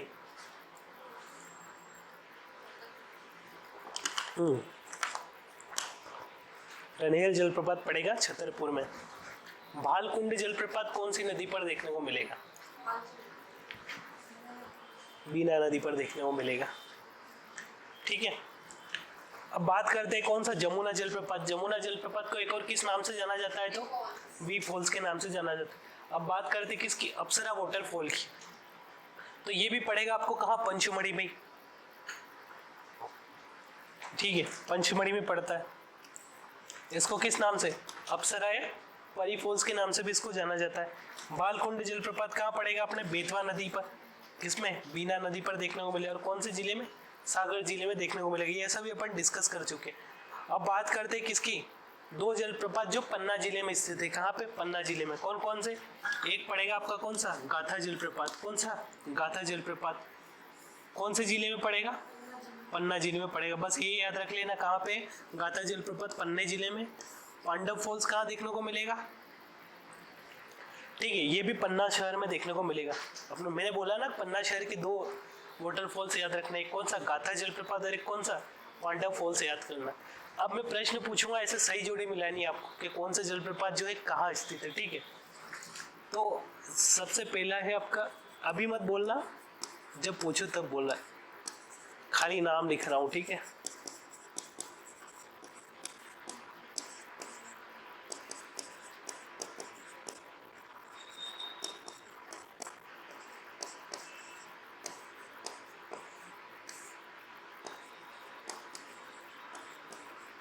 नदी भी पूछ सकता हूँ मैं, कुछ भी पूछ सकता हूँ इस पर, ठीक है।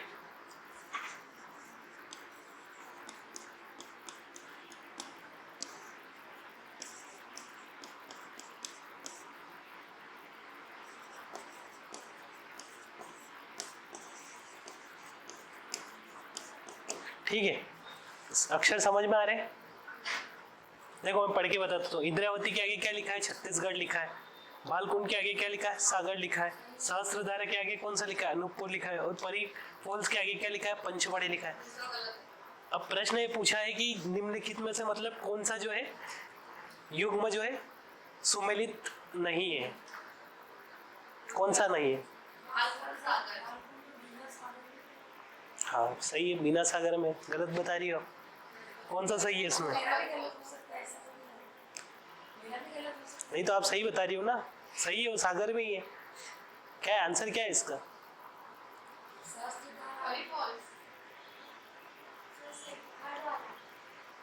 कौन सा? सहस्त्रधारा वाला। क्या आपको क्या लगता है कौन सा सही होगा? अभी पढ़ा, अभी के अभी प्रश्न नहीं बन रहे, यही याद कराए तो फिर क्या होगा? मतलब सहस्त्रधारा कहाँ पढ़ा था आप लोगों ने? माहेश्वर के आसपास पढ़ा था। देखो पिछली वाली स्लाइड में वही तो पढ़ा था आप लोगों ने। सहस्त्रधारा कहाँ पढ़ा था? माहेश्वर में पढ़ा था। उसमें क्या लिखा हुआ है? अनूपपुर लिखा। तो कहाँ से सही होगा?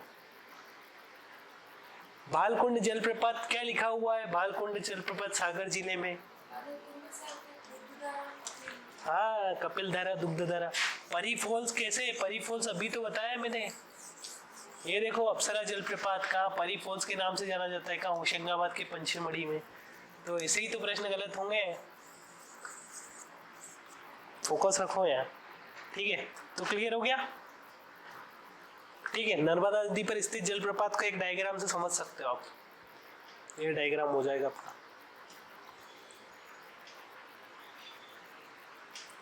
देखो ये अपनी कौन सी नदी है? नर्मदा नदी, ठीक है। अब कौन कौन से जलप्रपात? कपिल धारा, दुग्ध धारा, लक्ष्मण धारा, पंचधारा, धुआंधारा, ममदाता, दरी, जरवानी। ठीक है, क्लियर? डायग्राम देख लो, सब पढ़ चुके हैं अपन। नदियां जब पढ़ी थी सब पढ़ चुके हैं अब। एक बार और देख लो।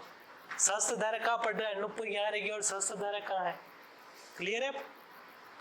एक और जलप्रपात देख लो, कौन सा? अमरगढ़ वाटरफॉल्स। कौन सा? अमरगढ़। ये मिलेगा आपको कहाँ पे? सीहोर जिले में। कहाँ मिलेगा? सीहोर जिले में देखने को मिलेगा अमरगढ़ जलप्रपात। बस इतना याद रख लो, कहाँ मिलेगा? सीहोर जिले में देखने को मिलेगा। अब बात करते किन से? एक टेबल में देख लो, अपन जो जो जलप्रपात पढ़ चुके हैं ना उन्हीं के बारे में लिखा हुआ है। एक दो यहाँ पे एक्स्ट्रा आपको जलप्रपात देखने को मिल सकते हैं, तो वही लिखा हुआ है। देखो देख लो टेबल, पूरी टेबल देख लो। पूर्वा जलप्रपात कौन सी नदी पर? तमस या टोस। कहाँ पे? रीवा जिले। पियावन जलप्रपात वीर नदी पर, रीवा जिले। बेलोही जलप्रपात, ये नया फैक्ट है, गोरमा नदी पर कहाँ देखने को मिलेगा?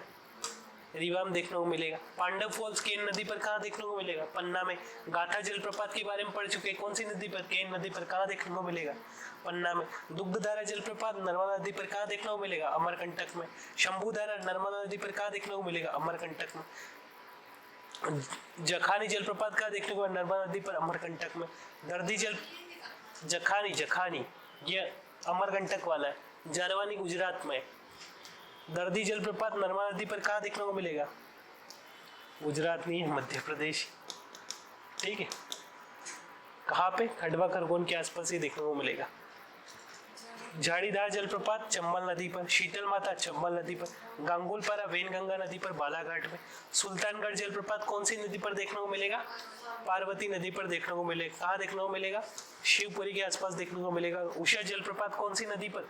जामदार नदी पर देखने को मिलेगा, टीकमगढ़ में। ठीक है, 2-4 स्पेशल फैक्ट है, याद कर लेना। बाकी क्लियर है? कहीं कोई डाउट जलप्रपात वगैरह में? क्योंकि अपन नदियों में सब कुछ डिस्कस कर ही चुके हैं, यहाँ एक बार और कर लिया। अब आगे और पढ़ना है तो और देखते हैं अपन मध्य प्रदेश की मिट्टियों के बारे में डिस्कस कर लेते हैं। ठीक है, तालाब नहीं हुए? देख, हाँ देखता हूँ एक मिनट, कौन सा पीडीएफ इसमें तालाब। हाँ, झीलें और तालाब के ऊपर डिस्कस कर लेते हैं, चलो इसके। ठीक है, हाँ तो हो जाएगा अपना या वो डिस्कस करना है कि मध्य प्रदेश की मिट्टियाँ करना है, आप बोल दो, क्योंकि वो उसमें कुछ समझने जैसा है ही नहीं अपना। हाँ, उसमें याद ही करना रहेगा आपको। वैसे तो देखना हो तो देख सकते हैं अपन, करें क्या डिस्कस, क्या पढ़ना है? ठीक है, मिट्टी ही देख लेते हैं सबसे अच्छा। हाँ, उसमें लोकेशन ही देखनी है, अगर कहीं कुछ डाउट आए उसमें तो फिर भी पूछ लेना आप, ठीक है। हाँ, तो मिट्टियाँ देखेंगे ना अपन, ज़्यादा थोड़ी मिट्टियाँ, देखो 5-6 तो मिट्टियाँ हैं मध्य प्रदेश की, सब देख लेंगे अपन, सब हो जाएगा आधे घंटे में, बढ़िया। क्योंकि अब जल्दी जल्दी पढ़ना पड़ेगा चीज़ें, क्योंकि सिलेबस भी तो कवर करना है, एमपी खत्म होने के बाद आयोग भी देखना रहेंगे। तो अब बात करते हैं मध्य प्रदेश की मिट्टियों की। तो सबसे पहले बताओ मिट्टी होती क्या है? ये तो पता होना चाहिए मिट्टी पढ़ने से पहले कि मिट्टी होती क्या है। अब क्या यूं कर क्या हो गए यूं मिट्टी होती है क्या? धरातल जो अपनी भू पर पट्टी है, जैसे आपको पता होगा जो पूरी अर्थ को 3 भागों में डिवाइड किया जाता है, कौन सी? मेटल, ठीक है, मेटल या मेंटल के रूप में माना जाता है, ठीक है। कौन कौन सी हो जाएगी? 3 परतों में डिवाइड किया जाता है। ये अपनी अर्थ का एक टुकड़ा उठा लिया अपनों ने, ठीक है। तो यहाँ कौन सी हो जाएगी? भू पर पट्टी हो जाएगी, है ना। उसके बाद मेंटल, और एक क्या हो जाएगी? कोर हो जाएगी, ठीक है, क्लियर। तो ये जो अपनी भू पर पट्टी है ना, भू पर पट्टी के ऊपर की जो सबसे ऊपरी परत होती है, ठीक है, जो क्या करती है, पेड़ पौधों को उगने के लिए आवश्यक जो है पोषक पदार्थ जो है उपलब्ध कराती है, जिससे क्या होते हैं, पौधे ग्रो कर सके, जो फल फूल सके। तो उस परत को किस नाम से जाना जाता है? मिट्टी के नाम से जाना जाता है, ठीक है।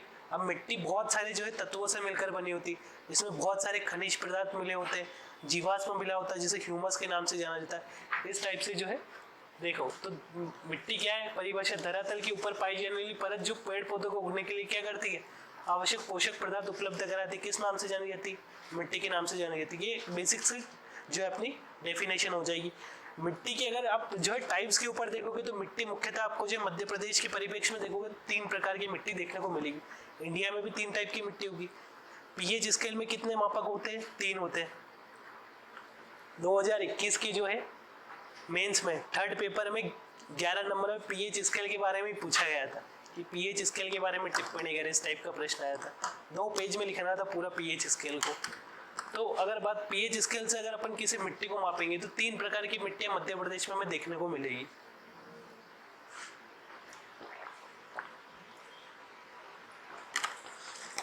सबसे पहले देखो, जो पीएच स्केल के बारे में पता है क्या होती है? आपको पता है क्या होती है पीएच स्केल? पीएच स्केल जो होती है, इससे क्या होती है, किसी भी मिट्टी की जो है, ये किसी भी चीज की प्रकृति को नापा जाता है। इसमें जो है 14 अंक तक जो है आपको देखने को मिलेंगे, एक, ठीक है, यहाँ से जो है 14 अंक तक आपको देखने को मिलेगा। सबसे 14, ठीक है।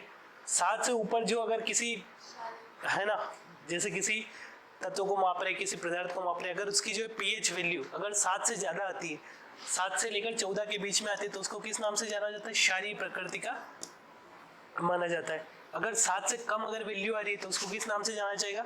अम्लीय प्रकृति का माना जाएगा। किस प्रकृति का माना जाएगा? अम्लीय प्रकृति का माना जाएगा। जब अर्जुन सर साइंस पढ़ाएंगे तो और इसके ऊपर डिस्कस करवाएंगे। और किसी प्रकृति अगर 7 आ रही है पीएच स्केल पे तो उसे किस नाम माना जाएगा? उदासीन प्रकृति का माना जाएगा। क्लियर है? ठीक है। अब बात करते हैं कितने प्रकार की, इसी पीएच स्केल के बेसिस पर कितने प्रकार की मिट्टियां हो सकती है? 3 प्रकार की। या तो होगी कौन सी?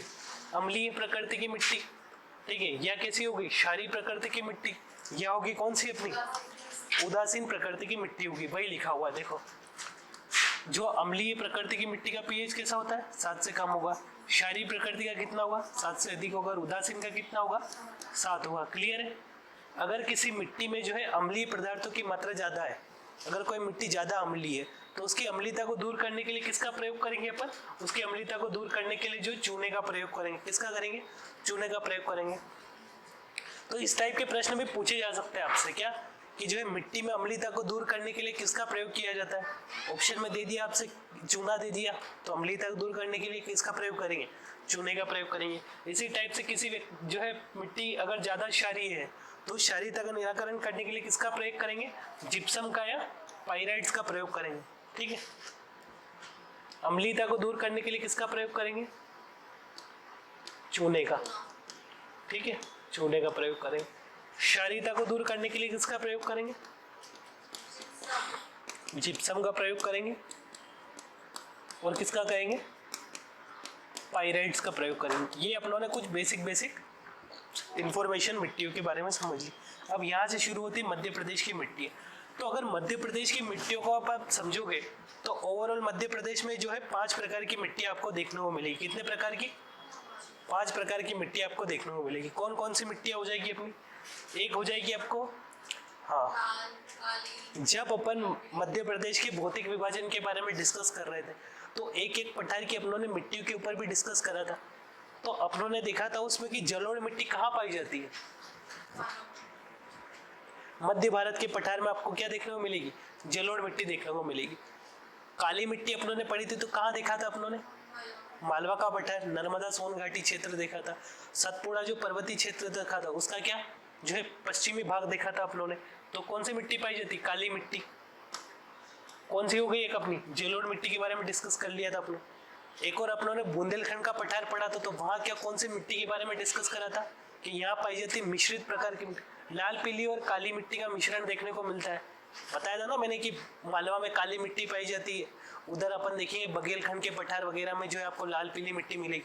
तो बुंदेलखंड के पठार बीच में पड़ गया है तो यहाँ दोनों का मिक्सचर देखने को मिलेगा। लाल पीली मिट्टी कहाँ पड़ी थी अपनों ने? बघेलखंड के पठार में पड़ी थी। और ये नई मिट्टी देखने को मिलेगी लेटेराइट मिट्टी।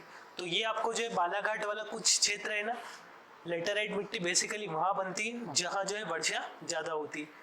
तो आप लोगों ने क्या देखा था, कहाँ पानी ज्यादा गिरता है? बालाघाट वाला रीजन हो गया, जो छिंदवाड़ा वाला रीजन जो है पट्टा हो गया, इसमें जो पानी ज्यादा गिरता है मध्य प्रदेश में कंपेरिजन में।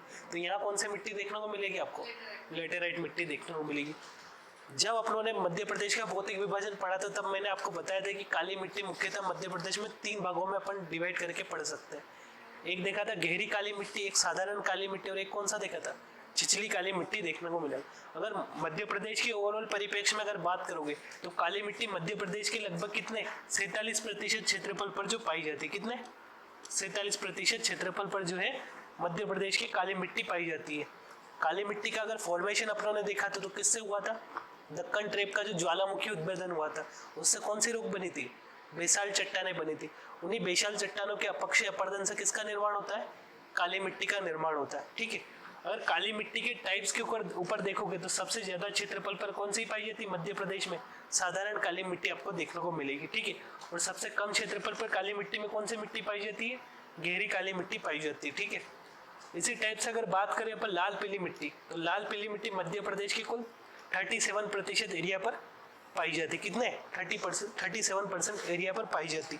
अब अपन एक एक करके जो है पूरे मैप में इन मिट्टी को देख लेते हैं कि कौन सी मिट्टी किस क्षेत्र में पाई जाती है। ठीक है, उसके बाद जैसे ही मैप में देखने के बाद एक एक करके अपन इन सारी मिट्टी के ऊपर चर्चा कर लेते हैं कि इस मिट्टी का फॉर्मेशन कैसे हुआ, इस मिट्टी की प्रकृति कैसी होती है।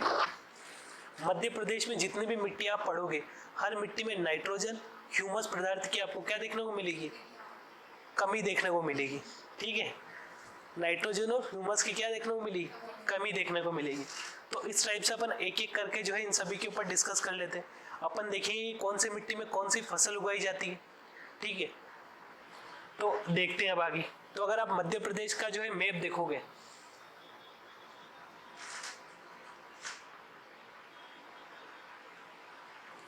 इससे जो है 2022 के प्रीलिम्स में प्रश्न आया था। तो ये कौन सी, इस वाले रीजन में कौन सी मिट्टी पाई जाएगी? क्लियर नजर आ रहा है मैप? अब अच्छे से नजर आएगा, रिफ्रेश हो जाने दो। ठीक है, ये जो वाला रीजन है अपना, ये वाला पूरा पट्टा है।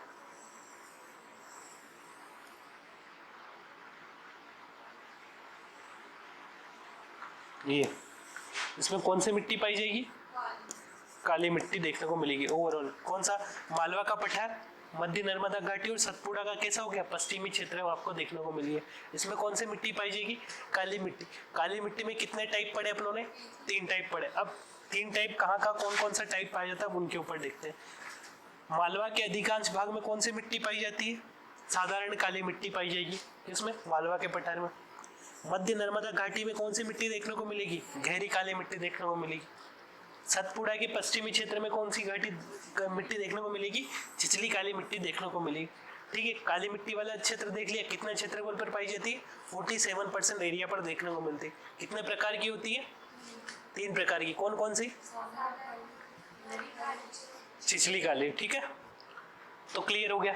अब बात करते किसकी, लाल पीली मिट्टी की। अगर बात करें तो लाल पीली मिट्टी मध्य प्रदेश के कुल क्षेत्रफल की लगभग आपको देखने को मिलेगी 37% एरिया पर पाई जाती है। कितने, 37% एरिया। तो लगभग ये रीवा पन्ना का पठार और बघेलखंड के पठार में कौन सी मिट्टी देखने को मिलेगी आपको, लाल पीली मिट्टी इस वाले क्षेत्र में देखने को मिलेगी। ठीक है, क्लियर है। मैप में देख लो किस साइड पे, इस साइड पे आपको देखने को मिलेगी। 2 मिट्टियां हो गई अपनी, काली मिट्टी और लाल पीली मिट्टी। अब बात करते हैं जलोढ़ मिट्टी के बारे में। तो जलोढ़ मिट्टी को एक और किस नाम से जाना जाता है, कछारी मिट्टी के नाम से भी जाना जाता है। किस नाम से, कछारी मिट्टी के नाम से भी जाना जाता है। मध्य प्रदेश का ये वाला रीजन है, कौन सा, उत्तर पश्चिम क्षेत्र। मध्य प्रदेश के कौन से, उत्तर पश्चिम क्षेत्र में कौन सी मिट्टी देखने को मिलेगी, जलोढ़ मिट्टी आपको देखने को मिलेगी। ठीक है, जलोढ़ मिट्टी देखने को मिलेगी। मध्य प्रदेश के कुल क्षेत्रफल की लगभग 3% एरिया पर जो आपको जलोढ़ मिट्टी देखने को मिलेगी। कितने एरिया पर, 3% एरिया पर देखने को मिलेगी। क्लियर है। कितने मिट्टियों के बारे में डिस्कस कर चुके हैं, 3, काली मिट्टी, जलोढ़ मिट्टी और लाल पीली मिट्टी के बारे में अपन डिस्कस कर चुके हैं। अब बात करते हैं चौथी मिट्टी के बारे में। चौथी हो जाएगी आपकी कौन सी, मिश्रित मिट्टी। तो मिश्रित प्रकार की मिट्टी कहाँ देखने को मिलती है, बुंदेलखंड के पठार में देखने को मिलती है। ठीक है, और कुछ क्षेत्र आपको जो है नर्मदा सोन घाटी क्षेत्र का भी इसके अंतर्गत देखने को मिलेगा। तो इस क्षेत्र में कौन सी देखने को मिलेगी, मिश्रित काली मिट्टी देखने को मिलेगी। ठीक है, अब बात करते हैं लेटेराइट मिट्टी। तो लेटेराइट मिट्टी मैंने बताया ना 2 जिलों में देखने को मिलेगी, बालाघाट छिंदवाड़ा वाले रीजन। तो ये हो गए अपना रीजन, बालाघाट वाला रीजन। यहाँ पे कौन सी देखने को मिलेगी, लेटेराइट मिट्टी देखने को मिलेगी। क्लियर है। मैप में कहीं कोई दिक्कत है, अपनों ने सारे लोकेशन वाइज देख लिए कि कहाँ कौन सी मिट्टी कहाँ पाई जाती है। ठीक है, क्या देखा अपनों ने, साधारण काली मिट्टी, जलोढ़ मिट्टी, मिश्रित मिट्टी, लाल पीली मिट्टी, लेटेराइट मिट्टी, छिछली मिट्टी, इन सभी, ये सभी क्या छिछली वगैरह किसके टाइप से, काली मिट्टी के टाइप्स देखने को मिलते हैं। अब एक एक करके हर मिट्टी के ऊपर अपन डिस्कस कर लेते हैं। ठीक है, अब बात करते हैं सबसे पहले काली मिट्टी के ऊपर। तो काली मिट्टी का निर्माण कैसे होता है, बेसाल्ट प्रकार की चट्टानों से जो इसका निर्माण होता है। अगर इसमें पोषक तत्वों की अगर बात करें काली मिट्टी में, तो किसकी, लौह तत्व की जो है काली मिट्टी में अधिकता देखने को मिलती है। किसकी, लौह तत्व की आपको अधिकता देखने को मिलेगी। सबसे पहले दक्कन ट्रैप क्या होता है आपको पता है, क्रस्टेशियस काल में क्या हुआ, जो मालवा का और दक्कन का पठार है अपनी,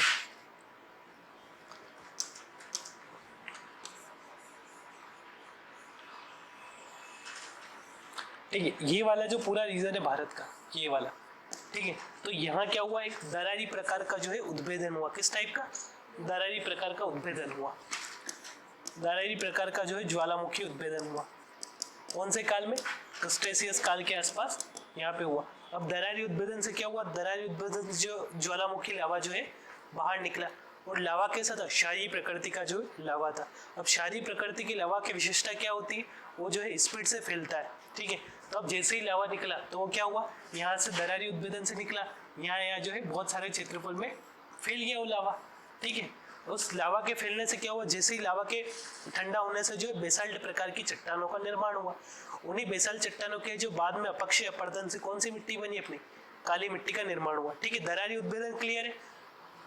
मालवा का पठार समतल क्यों है, ये प्रश्न पूछा था अभी 2022 जो है अपना 21 वाला प्रीलिम्स मेन से उसमें। ठीक है, तो क्या रीजन है, वही रीजन है, क्योंकि मालवा का पठार का निर्माण कैसे हुआ, दरारी उद्भेदन से जो लावा निकला अपना, वो लावा कैसा था, क्षारीय प्रकृति का था। और क्षारीय प्रकृति के लावा की विशेषता क्या होती है, वो फैलता है। उसे फैलने के कारण उसने क्या ले लिया, समतल रूप ले लिया, और उसी से कालांतर में आगे चलकर मालवा के पठार का निर्माण हुआ। इसी कारण जो है मालवा का पठार क्या देखने को मिलता है आपको, समतल देखने को मिलता है। इस टाइप से आपको उसका आंसर लिखना था। ठीक है, क्लियर है कि कैसे जो है इसका निर्माण हुआ। किसी भी मिट्टी को जो अपन पढ़ेंगे तो 4-5 डायमेंशन के ऊपर पढ़ेंगे। कौन कौन से, सबसे पहले देखेंगे उस मिट्टी का फॉर्मेशन कैसे हुआ। ठीक है, अगर देखेंगे कि उस मिट्टी की जो है किस किस क्षेत्र में जो है वो मिट्टी देखने को मिलती है, उस मिट्टी में कौन कौन सी फसलें उगाई जा सकती है, ये देखेंगे अपन। क्या देखेंगे, उस मिट्टी का जो है निर्माण कैसे हुआ। मेंस में अगर 5 नंबर में कोई स्पेसिफिक मिट्टी आ गई तो 4-5 डायमेंशन के ऊपर आप लिख सकते हो। निर्माण देखोगे आप, ठीक है, क्षेत्र देख लोगे, क्षेत्र में जो आप एरिया बता सकते हो कितने % एरिया पर फैली हुई, कौन कौन से जिलों में फैली हुई, इसके अलावा आप टाइप्स बता सकते हो, जैसे काली मिट्टी के अपन टाइप्स पढ़े ना, उस टाइप से टाइप्स बता सकते हो। उसके अलावा कौन से बता सकते हो, इसमें पोषक पदार्थ बता सकते हो। पोषक पदार्थों में 2 डायमेंशन में बता सकते हो कि इसमें कौन से पोषक पदार्थ की अधिकता होती है, कौन से पोषक पदार्थ की क्या होती है, कमी देखने को मिलती। क्लियर है। उसके अलावा क्या बता सकते हो, इसमें कौन कौन सी जो है फसलें उगाई जा सकती, फसलें उगाई जा सकती, ठीक है। और क्या बता सकते हो, कुछ उस मिट्टी के बारे में कुछ विशेष तथ्यों, जैसे उस मिट्टी को किसी अन्य नाम से अगर जाना जाता हो, हाँ केमिकल नेम याद आ जाए तो बढ़िया है। आप बता सकते हो उस मिट्टी की प्रकृति कैसी है, अम्लीय प्रकृति की मिट्टी है या क्षारीय प्रकृति की मिट्टी है। तो देखो अपने कितने डायमेंशन हो गए, आंसर लिखना कितना इजी हो जाएगा आपका, कुछ सोचना ही नहीं पड़ेगा आपको। निर्माण बताना है, क्षेत्रफल बताना है, टाइप्स बताना है, पोषक पदार्थ बताना है, फसलें बतानी, प्रकृति बतानी, विशेषताएं बतानी। 7-8 लाइन मिलेगी, 6-7 डायमेंशन हो गए अपने, ये लिख दिया आपने तो आपके 3-3.5 नंबर जो है 5 में से पक्के हो जाएंगे। तो इस टाइप से आपसे पूछेगा। और अगर 11 ऐसे एक मिट्टी को कभी भी 11 नंबर में नहीं पूछेगा लगभग, या यूं पूछ सकता है कि मध्य प्रदेश की मिट्टियों के बारे में विवरण प्रस्तुत करें, ऐसे 11 नंबर में पूछ सकता है। तो आपको क्या करना है, उसको एक इंट्रो बनाना है बढ़िया, उसमें आप मिट्टी की परिभाषा लिख सकते हो, ठीक है, इस टाइप से। उसके बाद ये वाला अपना मैप बनाना, 11 नंबर में अगर आपसे प्रश्न पूछा, ये जो अपनों ने मैप देखा, इस मैप में इंडिकेट कर देना कौन सी मिट्टी कहाँ पाई जाती। इससे पहले आप जो है ये बता देना मध्य प्रदेश में मुख्यतः कितनी 5 प्रकार की मिट्टी आपको देखने को मिलती। जो अपनों ने चार्ट बनाया वो चार्ट बना देना, ये मैप बना देना, और एक एक करके जो है मिट्टी के ऊपर 3-4 पॉइंट लिख देना कि इसका निर्माण कैसे हुआ, इसमें फसलें कौन सी उगाई जाती है, प्रकृति कैसे होती है। आप 3-4 तरीके से 3-4 पॉइंट सभी में लिखोगे तो आपके 2 पेज आराम से कंप्लीट हो जाएंगे और आपको जो है स्कोर भी अच्छा मिलेगा उसमें, ठीक है। क्लियर है। तो ये टॉपिक जो है आपके मेंस प्री दोनों में काम आने वाला है। अपन प्री उसी हिसाब से पढ़ रहे हैं कि आपके मेंस में भी जो है यहाँ से अधिकतर डाटा अपना कवर हो जाए, ताकि अपना जो है मेंस में जो प्री और मेंस में जो कॉमन टॉपिक है वो आपको अलग से पढ़ने की जरूरत नहीं पड़े। अब बात करते हैं किसकी, काली मिट्टी की। तो काली मिट्टी का निर्माण कैसे हुआ, काली मिट्टी का निर्माण? बेसाल्ट चट्टानों, ज्वालामुखी के लावा निकला, उसके जमने से जो है निर्माण हुआ, ठीक है। कौन सी रोग से हुआ, तो बेसाल्ट रोग से जो इसका निर्माण हुआ। अगर बात करें तो इसमें अगर बात के फास्फेट और जैसे जैविक पदार्थों, क्या नाइट्रोजन वगैरह की क्या होती है इसमें कमी देखने को मिलेगी। नाइट्रोजन, फास्फोरस, ह्यूमस वगैरह की आपको क्या देखने को मिलेगी, कमी देखने को मिलेगी। इस मिट्टी की कौन सी प्रकृति की होती है, क्षारीय प्रकृति की मिट्टी होती है। क्षारीय मतलब क्या, इसका पीएच कितना होगा, 7 से ज्यादा होगा, ठीक है। इसमें जो है कपास के लिए सर्वाधिक उपयुक्त होती है, किसके लिए, कपास की खेती के लिए जो ये मिट्टी सर्वाधिक उपयुक्त देखने को मिलेगी। इसके अलावा इसमें कौन कौन सी फसलें उगाई जा सकती, इसमें उगाई जा सकती गेहूँ उगा सकते हैं अपन, सोयाबीन उगा सकते हैं। उसके अलावा जो दलहनी तिलहनी फसलें वो भी इसके अंतर्गत उगा सकते हैं। ये मध्य प्रदेश के कितने क्षेत्रफल पर फैली हुई है, 47% पर। पूछ लेगा आपसे मध्य प्रदेश में जो है सर्वाधिक क्षेत्रफल पर फैली हुई मिट्टी कौन सी है। ऑप्शन दे दिया आपसे, काली मिट्टी, लाल पीली मिट्टी, मिश्रित मिट्टी और जलोढ़ मिट्टी। तो आपका आंसर क्या होना चाहिए, काली मिट्टी। कितने क्षेत्रफल पर फैली हुई है, 47% एरिया पर फैली हुई है, ठीक है। कितने टाइप्स की होती है, 3 प्रकार देखने को मिलते हैं। देखो ये लिखा हुआ कि जो है पहली टाइप कौन सा हो जाएगा, गहरी काली मिट्टी देखने को मिलेगा। देखा ना अपनों ने कहाँ पाई जाती है, सबसे गहरी मध्य नर्मदा घाटी में पाई जाती है, तो यही लिखा, नर्मदा सोन घाटी में जो है अधिकांशतः देखने को मिलती। और कुछ मात्रा में कहाँ पाई जाती है, मालवा के कुछ क्षेत्र में देखने को मिलेगी, ठीक है। काली मिट्टी का कुल क्षेत्रफल मध्य प्रदेश में कितना है, केवल 3.5% देखने को मिलेगा। मतलब सबसे कम क्षेत्रफल पर पाई जाती है, ये मैंने बताया था आपको। कितना एरिया हो जाएगा अपना, 3.5% एरिया पर जो है कौन सी मिट्टी पाई जाती है, गहरी प्रकार की काली मिट्टी पाई जाती। अब बात करते हैं आगे, एक टाइप कौन सा हो जाएगा आपका, साधारण प्रकार की काली मिट्टी देखने को मिलेगी। तो साधारण काली मिट्टी का मुख्य क्षेत्र कौन सा हो जाएगा, मालवा का पठार हो जाएगा, ठीक है। ये मध्य प्रदेश के कुल क्षेत्रफल के कितने 37% एरिया पर जो है पाई जाती है। ये लिखा हुआ देखो, मध्य प्रदेश की लगभग कितने 37% एरिया पर जो है पाई जाती। इसका मुख्य केंद्र कौन सा है, मालवा का पठार है। जो है सिंचाई क्या होती है, आवश्यकता अधिक नहीं होती इसमें जो है सिंचाई की आवश्यकता नहीं होती। काली मिट्टी की एक विशेषता होती है कि इसमें जब सिंचाई की कमी होती है तो इसमें क्या पड़ जाती है, दरारें पड़ जाती है। इसलिए इस मिट्टी को जो है स्वयं को जोतने वाली मिट्टी भी कहा जाता है, ठीक है। इसके बाद एक और जो टाइप क्या देखा था आप लोगों ने, छिछली काली मिट्टी। गहरी काली मिट्टी कितने प्रतिशत एरिया पर पाई जाती है? 3.5% एरिया पर पाई जाती है, ठीक है। साधारण काली मिट्टी कितने एरिया पर पाई जाती है? 37% एरिया पर पाई जाती है। और जो छिछली काली मिट्टी कितने एरिया पर पाई जाती है? 7% एरिया। ओवरऑल कितने प्रतिशत एरिया पर ये पाई जाती है? 47% एरिया पर पाई जाती है। क्लियर है? सतपुड़ा मेकल श्रेणी अपनों ने देख लिया, और सतपुड़ा मेकल श्रेणी का भी तो कौन सा पश्चिमी भाग देखने को मिलता है इसके अंदर। अब बात करते हैं किसी, क्लियर है? लाल पीली मिट्टी, कहीं से कोई डाउट? सारे डायमेंशन हो गए अपने कवर। अब बात करते हैं किसके ऊपर? लाल पीली मिट्टी के ऊपर। इसके बाद स्लाइड में मैंने है ना सारे इसके जो स्पेसिफिक नाम, मतलब किस मिट्टी को किस नाम से जाना जाता है, एक ही जगह कंसाइज करके लिख दी है, ताकि आपको क्या हो, कंफ्यूजन न हो। अगर ऐसे आप इसके अंदर अंदर पढ़ोगे तो आपको क्या आगे चलकर कंफ्यूजन हो सकता है। तो इसके लिए क्या एक ही टेबल में आपको सारे प्रोवाइड कर दिए, डिस्कस करेंगे उसके ऊपर ही। तो क्या है? लाल पीली मिट्टी। तो लाल पीली मिट्टी का जो है निर्माण कैसे हुआ है? लाल पीली मिट्टी का निर्माण हुआ है ग्रेनाइट और नीच चट्टानों से। जो है लाल पीली मिट्टी का आपको निर्माण देखने को मिलता है, किससे? ग्रेनाइट और नीच चट्टानों से। और जो ये अपनी कौन सी काली मिट्टी, इसका फॉर्मेशन बेसाल्ट रॉक से देखने को मिलता है। लाल पीली मिट्टी की अगर बात करें तो मध्य प्रदेश के कितने 33% एरिया पर ये पाई जाती है। कुछ किताबें 37% एरिया भी इसको कंसिडर करती है। कितने आपको याद क्या रखना है? 33% एरिया पर पाई जाती है। कौन सी चट्टानों का निर्माण होता है? ग्रेनाइट और नीच चट्टानों के अपर्दन से होता है। इसमें अगर बात करें तो विस्तार कहाँ देखने को मिलता है? बघेलखंड के आसपास देखने को मिलता है। इस मिट्टी का जो है लाल रंग किसके कारण होता है? फेरिक ऑक्साइड के कारण। जो है इसका फेरिक ऑक्साइड की अधिकता के कारण इसका रंग कैसा होता है? लाल होता है। जब ये फेरिक ऑक्साइड क्या करता है? पानी के साथ क्रिया कर लेता है, तो उसके कारण इसका रंग कैसा होता है? पीला भी देखने को मिलता है। फेरिक ऑक्साइड के जल योजन के कारण इसका रंग कैसे मिलता है? पीला मिल रहा है। इसके अन्य नामों की अगर बात करें तो इसको चकला और डोरसा के नाम से भी संबोधित किया जाता है। कौन से? चकला और डोरसा भी इसका नाम देखने को मिलता है, यही लिखा हुआ। अगर इसमें फसल की अगर बात करें तो स्पेसिफिक इसमें जो है धान की खेती सर्वाधिक होती है। देखा था आप लोगों ने जब बघेलखंड का पठार पढ़ा था, बघेलखंड के पठार में आप लोगों ने देखा था कि जो बघेलखंड के पठार में सर्वाधिक कृषि किसकी होती है? धान या चावल की कृषि देखने को मिलती है। तो एक एक करके अपन सब कुछ डिस्कस कर चुके हैं। वैसे सारे, जब मैंने बोला भी था जब भौगोलिक विभाजन पढ़ रहे थे कि अगर यहाँ से आपने सही ढंग से पढ़ लिया तो आपकी जो है बहुत सारी चीजें क्लियर हो जाएगी। अब बात करते हैं कौन सी मिट्टी की? जलोढ़ मिट्टी के ऊपर आ जाते हैं। ये कौन से नंबर की मिट्टी हो गई अपनी? तीसरे नंबर की मिट्टी अपनी हो गई। इससे पहले अपन दो मिट्टियों के बारे में पढ़ चुके हैं। कौन कौन सी मिट्टी के बारे में? काली और लाल पीली मिट्टी के बारे में। काली मिट्टी मध्य प्रदेश के 47% एरिया पर पाई जाती। मध्य प्रदेश में पाई जाने वाली सर्वाधिक मिट्टी कौन सी आ जाएगी? काली मिट्टी आ जाएगी, ठीक है। अगर बात करें तो कौन सी? जलोढ़ मिट्टी हो जाएगी। कौन सी मिट्टी के बारे में बात करें? जलोढ़ मिट्टी। तो जलोढ़ मिट्टी का फॉर्मेशन कैसे होता है? जब नदियां बहती है तो अपने साथ क्या करती है? बहुत सारा जो है अपर्दन करते हो, गाद वगैरह ले जाती, तो उसके जो है डिपॉजिट से क्या होता है?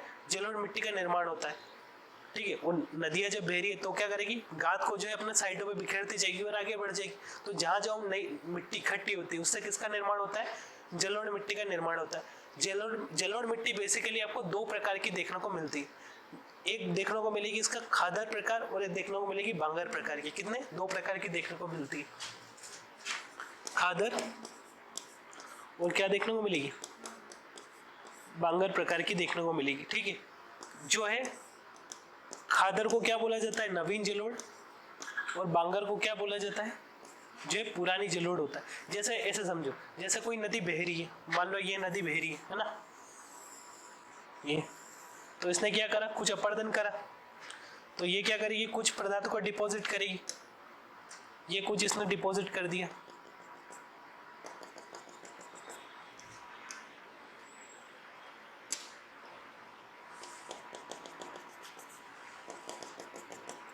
ठीक है। तो जो नदी जो है पुरानी जलोढ़ जो होती है, जैसे डिपॉजिट करा, तो जो पुराने जलोढ़ है इसके डिपोजिशन में, जैसे पुराने टाइम में नदी ने डिपॉजिट करा, अब नदी क्या कर रही है? अपर्दन करती जा रही, डिपॉजिट करती जा रही। तो जो एक तो नई प्रकार की मिट्टी होगी जो अभी हाल फिलहाल में डिपॉजिट करी है, और एक ऐसी मिट्टी हो जाएगी जो मतलब 5 साल 10 साल या ऐसे करोड़ों साल पहले जो डिपॉजिट करी है अगर नदी ने।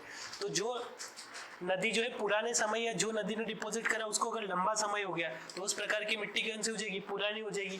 तो उसको पुरानी जलोढ़ मिट्टी कहा जाएगा। और पुरानी जलोढ़ को किस नाम से जाना जाता है? बांगर के नाम से जो है संबोधित किया जाता है। इसी टाइप से हाल फिलहाल में अगर नदी ने कोई मिट्टी डिपॉजिट करी तो उसको नवीन जलोढ़ हो जाएगी, और नवीन जलोढ़ को किस नाम से जाना जाएगा? खादर के नाम से जाना जाएगा। क्लियर है? बांगर खादर, कहीं कोई डाउट? ठीक है, बांदर ये अपना बांगर हो गया, खादर हो गया। जलोढ़ मिट्टी जो होती है सबसे उपजाऊ प्रकार की मिट्टी देखने को मिलती है। जलोढ़ मिट्टी में भी सबसे ज्यादा उपजाऊ कौन सी होती है? खादर प्रकार की जो मिट्टी होती है। हाल फिलहाल में जो डिपॉजिट की गई मिट्टी है उसको किस नाम से जाना जाता है? खादर के नाम से जाना जाता है। जो खादर मिट्टी है वो सर्वाधिक उपजाऊ देखने को मिलती है। ये क्लियर है? कितने क्षेत्रफल पर पाई जाती है? मध्य प्रदेश के 3% एरिया पर आपको ये देखने को मिलती है। कितने पर एरिया पर? 3% एरिया पर देखने को मिलती है। इसके अंतर्गत क्षेत्र कौन सा आ जाएगा? मध्य भारत का क्षेत्र इसके अंतर्गत आ जाएगा। जब मध्य भारत का पठार पड़ा था उसमें मिट्टी पड़ी थी अपनों ने, कौन सी मिट्टी पड़ी थी? जलोढ़ मिट्टी के ऊपर डिस्कस करा था। सर्वाधिक उपजाऊ प्रकृति की मिट्टी होती है। निर्माण कैसे होता है? नदियों द्वारा का बहा कर लाएगी कछारों या जलोढ़ से इसका निर्माण होता है। कहाँ पाई जाती है? क्षेत्र मध्य भारत के क्षेत्र में पाई जाती है। जिलों की अगर बात करें तो कौन से आ जाएंगे? भिंड, मुरैना, श्योपुर, ग्वालियर, शिवपुरी जैसे जिले इसके अंतर्गत आ जाएंगे। इस मिट्टी की अगर प्रकृति की बात करें तो ये मिट्टी कैसी होती है? उदासीन प्रकृति की मिट्टी पाई जाती है। मध्य प्रदेश के 3% भाग पर ये मिट्टी क्या होती है? फैली है। कितने? 3% एरिया पर। वो 3.5 ही है, 3 ही है ना। ठीक है, तो कौन कौन से हो जाएंगे? गेहूं, कपास, इनकी कृषि अच्छी होती है। इसके अलावा किसकी? सरसों की कृषि यहाँ पर अच्छी देखने को मिलेगी। सरसों की कृषि की अधिकता के कारण मध्य भारत को पठार को किस नाम से जाना? सरसों की हांडी के नाम से भी जाना जाता है। ठीक है, क्लियर है? जलोढ़ मिट्टी क्लियर है? अब बात करते हैं मिश्रित प्रकार की मिट्टी की। कौन सी मिट्टी आ जाएगी? मिश्रित प्रकार की मिट्टी। तो मिश्रित प्रकार की मिट्टी का निर्माण कैसे होता है? लाल पीली मिट्टी और काली मिट्टी के मिश्रण से इसका फॉर्मेशन होता है। मध्य प्रदेश के क्षेत्रफल की अगर बात करें तो कितने? 10% एरिया पर ये मिट्टी फैली हुई है। कौन कौन से पठार? बुंदेलखंड का पठार और कौन सा? विंध्य का पठार इसके अंतर्गत शामिल होता है। इस मिट्टी में क्या होता है? आयरन की प्रचुरता होती है। आयरन पदार्थ की जो है अधिकतर, लोह तत्व की क्या होती है? अधिकता होती है। इसमें नाइट्रोजन, ह्यूमस जैसे पदार्थों की क्या होती है? कमी होती है। फसलें कौन कौन सी हो सकती है? इसमें बेसिकली मोटे अनाज जो होते हैं उनकी कृषि, मोटे अनाज जैसे मक्का हो गया, ठीक है, बाजरा हो गया, इनकी कृषि सर्वाधिक होती है। इसके अलावा कौन कौन से? गेहूं हो गया, तिल जैसे फसलों की कृषि भी यहाँ होती है। किसकी? गेहूं और तिल जैसे फसलों की कृषि भी यहाँ देखने को मिलती है। क्लियर है? विस्तार बुंदेलखंड विंध्य प्रदेश में क्षेत्रफल कितना? 10%। आयरन प्रचुरता। 3-4 मिट्टियों की आपको प्रकृति याद रखना है बेसिकली।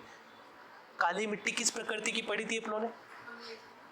अम्लीय प्रकृति की पड़ी थी। ठीक है, जो है लाल पीली मिट्टी अम्लीय से लेकर कौन सी प्रकृति? क्षारीय प्रकृति की मिट्टी होती है। जलोढ़ मिट्टी कौन सी प्रकृति की होती है? उदासीन प्रकृति की मिट्टी होती है। ठीक है, अब बात करते हैं मध्य प्रदेश की चौथी मिट्टी की, तो कौन सी हो जाएगी? जलोढ़ मिट्टी हो जाएगी। ठीक है, अब ये परसेंटेज को लेकर जो है कहीं कहीं जो है अलग अलग किताबों में अलग अलग देखने को मिलता है। कहीं जो 3 से ज्यादा मिल जाता है, कहीं कम है।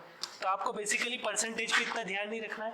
प्रश्न अगर आपसे आ जाए कि मध्य प्रदेश में जो है, बहुत सारी किताबें तो इसको कंसिडर ही नहीं करती कि ये मध्य प्रदेश में ये मिट्टी पाई जाती है। ठीक है, जलोढ़ मिट्टी। तो अगर आपसे पूछ ले कि मध्य प्रदेश में सबसे कम मिट्टी कौन सी पाई जाती है, तो आपका आंसर क्या होगा? जलोढ़ मिट्टी होना चाहिए। ठीक है, ये परसेंटेज इसको हटा देना है यहाँ से। ठीक है, उसके बाद मध्य प्रदेश में सबसे ज्यादा मिट्टी कौन सी पाई जाती है? तो काली मिट्टी पाई जाती है। ठीक है, कमी कौन सी होती है? नाइट्रोजन, ह्यूमस की कमी होती है। अन्य नाम किसमें? लाल भूरी मिट्टी के नाम से भी जाना जाता है। जो भट्टा मिट्टी क्यों कहा जाता है? इससे जो ईंटों का निर्माण जो है अधिक किया जा सकता है, इसलिए इसको भट्टा मिट्टी के नाम से भी जाना जाता है। फसलें यहाँ पर ज्वार, बाजरा, मक्का जैसी फसलें लेटेराइट मिट्टी में उगाई जा सकती है। ठीक है, अब बात करते हैं कुछ आगे। अगर बात करें लेटेराइट मिट्टी, तो मध्य प्रदेश के कौन से जिले आ जाएंगे? 2 जिले। सतपुड़ा वाले क्षेत्र में बालाघाट, छिंदवाड़ा और बैतूल वाला जो रीजन है वो इसके अंतर्गत शामिल हो जाएगा अपना। ठीक है, बालाघाट, छिंदवाड़ा, बैतूल वाला। उसके बाद ये मिट्टी कैसी होती है? सबसे कम उपजाऊ प्रवृत्ति की मिट्टी देखने को मिलती। पानी ज्यादा गिरता है, मिट्टी के जो पोषक तत्व होते हैं वो क्या होते हैं? पानी के साथ घुलकर कहाँ चले जाते हैं? जमीन के अंदर चले जाते हैं। इससे मिट्टी की जो है प्रकृति कैसी होती है? कम उपजाऊ प्रवृत्ति की मिट्टी बनती है। इसे लेटेराइट मिट्टी के नाम से जाना जाता है। अब मैंने बोला था कि मैंने मिट्टियों के नाम एक जगह कंसाइज करके लिख दिया, उन्हीं के ऊपर डिस्कस कर लेते हैं। सबसे पहले देखो कौन सा? काली मिट्टी। काली मिट्टी को किस किस नाम से जाना जाता है? रेगुर मिट्टी के नाम से,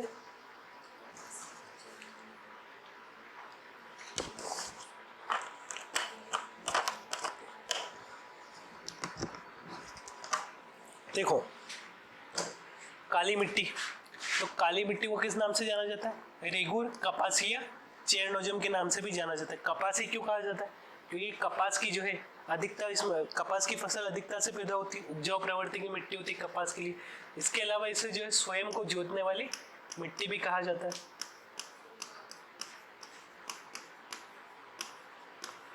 ठीक है।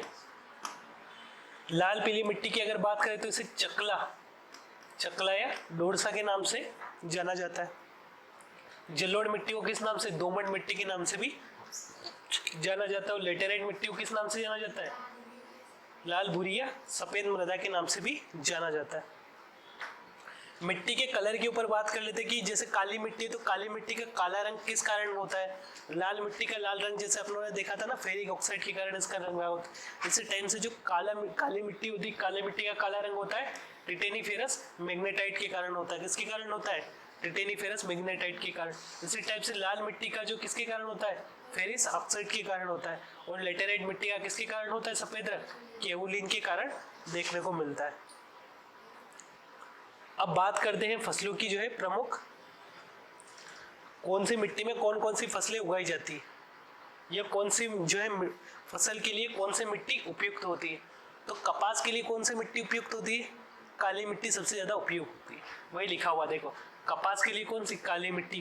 कपास के अलावा काली मिट्टी जो है मूंगफली के लिए, सोयाबीन के लिए, गेहूं के लिए भी क्या मानी जाती? उपयुक्त मानी जाती। चावल के उपयोग के लिए कौन सी मानी जाती है? लाल पीली मिट्टी, वही लिखा हुआ। गेहूं और गन्ना के लिए जलोढ़ मिट्टी पाई जाती। इसी टाइप से जो लेटेराइट मिट्टी किसके लिए? कॉफी की कृषि के लिए, मक्का की कृषि के लिए पाई जाती है। भारत के परिप्रेक्ष्य में लेटेराइट मिट्टी की अगर बात करोगे तो जो केरल वाला क्षेत्र है, कर्नाटक का कुछ रीजन आ जाएगा, वहां पे कौन सी मिट्टी देखने को मिलेगी? काय की कृषि होती है वहां पे, तो कौन सी? लेटेराइट मिट्टी कॉफी के लिए उपयुक्त होती है। यहाँ तक क्लियर है? कल अपनों ने जैसे जब अपन चंबल नदी पढ़ रहे थे तब मैंने आपको मृदा अपरदन के बारे में भी बताया था कि कैसे चंबल नदी जो क्या करती है, बहती है तो क्या करती है, अपने साथ कुछ मिट्टी जो है बहा कर ले जाती है। उससे क्या होती है, गहरे गहरे गार्जों का निर्माण हो जाता है। तो उसे क्या कहा जाता है? मृदा अपरदन कहा जाता है। जो नदी बह रही है तो अपने साथ क्या करेगी, बहुत सारी मिट्टी बहा कर ले जाती है। उसे किस नाम से जाना जाता है?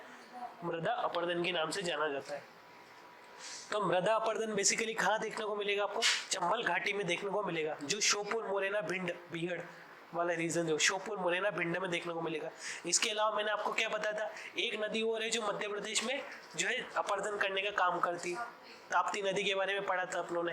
ताप्ती नदी में कौन सा, भेसरोडगढ़ वाला जो रीजन है वहां पे जो है आपको ये देखने को मिलेगा। तो मृदा अपरदन क्या होता है, जब चंबल घाटी भूमि क्या करती है, अपरदन करती, तो प्रदेश की सहायक नदियों के किनारे एक चौड़ी पट्टी अत्यधिक गहरे गड्ढों में क्या हो जाती, परिवर्तित हो जाती है। इसे किस नाम से जाना जाता है? खड्ड भूमि के नाम से जाना जाता है। ये सब आंकड़े वाकड़े दिए, देख लेना इसमें से। तो ये अपनों ने जो है सारी मिट्टियों के बारे में देख लिया। अब कुछ और फैक्ट देख लो। जो मृदा अपरदन होता है उन मृदा अपरदन को किस नाम से जाना जाता है? रेंगती हुई मृत्यु के नाम से भी जो है संबोधित किया जाता है। किसके नाम से? रेंगती हुई मृत्यु के नाम से भी देखने को मिलता है। देखो, और चंबल नदी किस टाइप का अपरदन करती है, ये प्रश्न पूछा जाता है तो आपको क्या याद रखना है? चंबल नदी अवनालिका प्रकार का अपरदन करती है। क्या? अवनालिका प्रकार का अपरदन करती। अवनालिका बेसिकली क्या करती? गहरे गहरे गड्ढों का निर्माण कर देती है। ऐसे ये कुछ उच्च भूमि आ जाएगी, यहाँ कुछ गड्ढे आ जाएंगे, ये देखो इस टाइप का जो है अपरदन करती हुई बहती। तो नालियां बन रही कि नहीं बन रही है? तो इस टाइप का अपरदन करती कौन सी नदी बहती है? चंबल नदी। तो चंबल नदी किस प्रकार का अपरदन करती? तो आपका आंसर क्या होना चाहिए? अवनालिका प्रकार का अपरदन करती। प्रश्न पूछा जाएगा आपसे, याद रखना, किस टाइप का अपरदन करती? अवनालिका प्रकार का अपरदन करती। क्लियर है? सर्वाधिक मृदा अपरदन किसके कारण होता है? चंबल नदी के कारण होता है। ठीक है, इसे किस नाम से जाना जाता है? रेंगती हुई मृत्यु के कारण नाम से भी जाना जाता है। और तो वायु वगैरह, ठीक है ये। और चंबल नदी किसके द्वारा अपरदन, किस टाइप का अपरदन करती है? तो बाहर होता अवनालिका प्रकार का अपरदन करती है। किस टाइप का करती है? अवनालिका प्रकार का अपरदन करती है। क्लियर है? तो ये अपनी जो है मिट्टियां यहाँ कंप्लीट हो गई है। ठीक है, तो एक एक करके अपनों ने कौन कौन से मिट्टियों के बारे में डिस्कस कर लिया। और हाँ, लेटेराइट मिट्टी, जलोढ़ मिट्टी, ठीक है, अब मैं आपसे एक प्रश्न पूछता हूँ जो 2022 के प्रीलिम्स में पूछा गया था, शायद ये प्रश्न अपनों ने मध्य प्रदेश के भौगोलिक विभाजन पढ़े थे तब भी पूछा हुआ। इस टाइप के प्रश्न आजकल पीएससी की प्रवृत्ति हो गई। तो इसमें से जो है आपको क्या करना है, असत्य कथन को छांटना है ना। क्या करना है, असत्य कथन जो है आपको छांटना है। अब कथन में लिख रहा हूं यहाँ पे। पहला कथन है, मालवा में क्या पाई जाती, गहरी काली मिट्टी पाई जाती। ठीक है, गहरी काली मिट्टी पाई जाती। दूसरा पॉइंट हो जाएगा आपका कौन सा, जो है मध्य प्रदेश के उत्तर पश्चिम में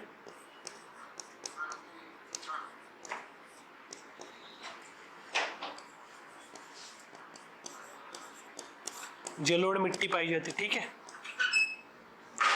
तीसरा पॉइंट है लेड, कौन सी, लाल पीली जो मिट्टी है वो कैसी होती है, सर्वाधिक उपजाऊ प्रवृत्ति की होती है।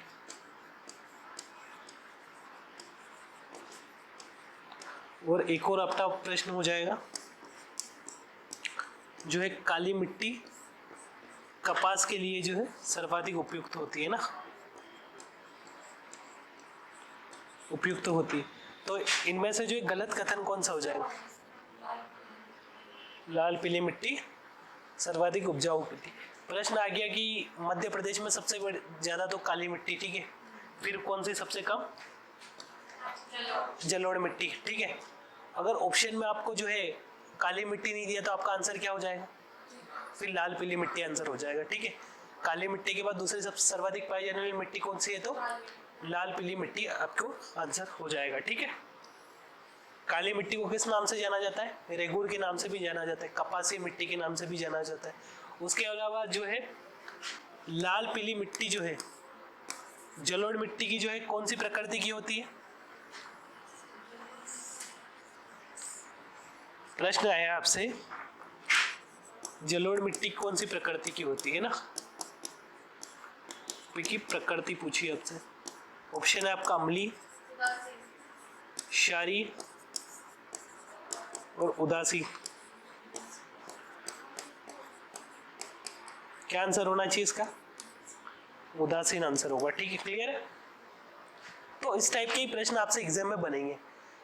फसल का पूछ लेगा कि जो है काली मिट्टी में कौन सी फसल, तो कपास हो जाएगा। ठीक है, लाल पीली मिट्टी में कौन सी फसल होती है, तो चावल या धान होती है। तो इस टाइप के प्रश्न आपसे बनेंगे। तो अपनों ने क्या क्या पढ़ लिया आज, बची नदियां पढ़ ली, कौन कौन सी। ठीक है, उसके बाद कौन कौन से जलप्रपात देख लिए अपनों ने। ठीक है, उसके बाद मध्य प्रदेश की नदियां पढ़ ली। इसके आगे वाले लेक्चर में अपन पढ़ेंगे मध्य प्रदेश की जलवायु के बारे में। किसके बारे में पढ़ेंगे, मध्य प्रदेश की जलवायु के बारे में। देखेंगे कि जो जलवायु में मध्य प्रदेश में वर्षा किस प्रकार से होती है, टेम्परेचर कैसे क्या रहता है, शीत ऋतु में वर्षा कैसे होती है, शीत ऋतु में टेम्परेचर सबसे ज्यादा कम कहाँ होता है।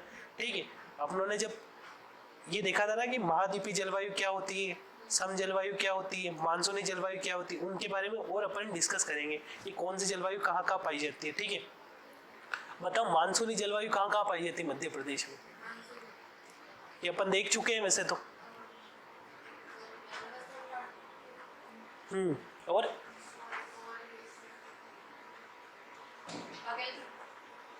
ठीक है, बघेलखंड में पाई जाती है ना। तो इसी टाइप से अपन जो है पूरा एक बार और डिस्कस करेंगे, मैप में अपन एक बार ड्रॉ करके देख लेंगे इन सब चीज़ों को।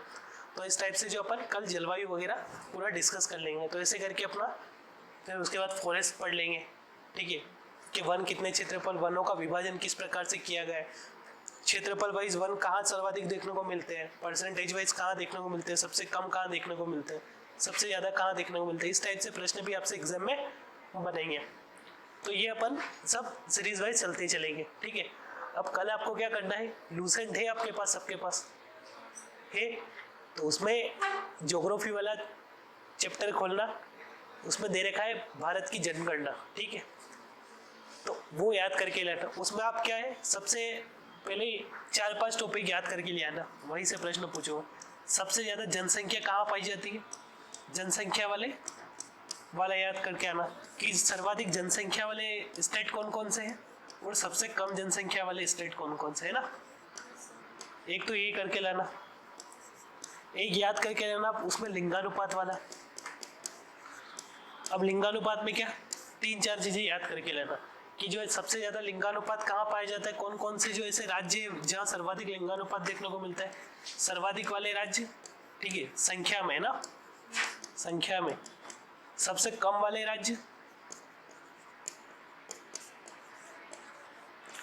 परसेंटेज वाइज सबसे ज्यादा कहाँ पाया जाता है, परसेंटेज वाइज सबसे कम कहाँ देखने को मिलता है, ये सब याद करके लेना। एक और याद करके लेना आपकी एजुकेशन वाला कि शिक्षा में सर्वाधिक जो है राज्य प्रथम नंबर पे कौन है, साक्षरता दर वाला, लिटरेसी रेट। उसके बाद साक्षरता में जो है सबसे कम कौन सा स्टेट में देखने को मिलेगी, परसेंटेज वाइज कहाँ सबसे ज्यादा देखने को मिलेगी, परसेंटेज वाइज कहाँ सबसे कम देखने को मिलेगी। ये 3-4 चीजें आप याद करके लेना, उसके बाद अपन और आगे कर लेंगे। ऐसे ऐसे करके अपन जो है पूरी जनगणना कवर कर लेंगे, ठीक है। तो कल अच्छे से पढ़ के आना, प्रश्न पूछूंगा आते ही सही, ठीक है।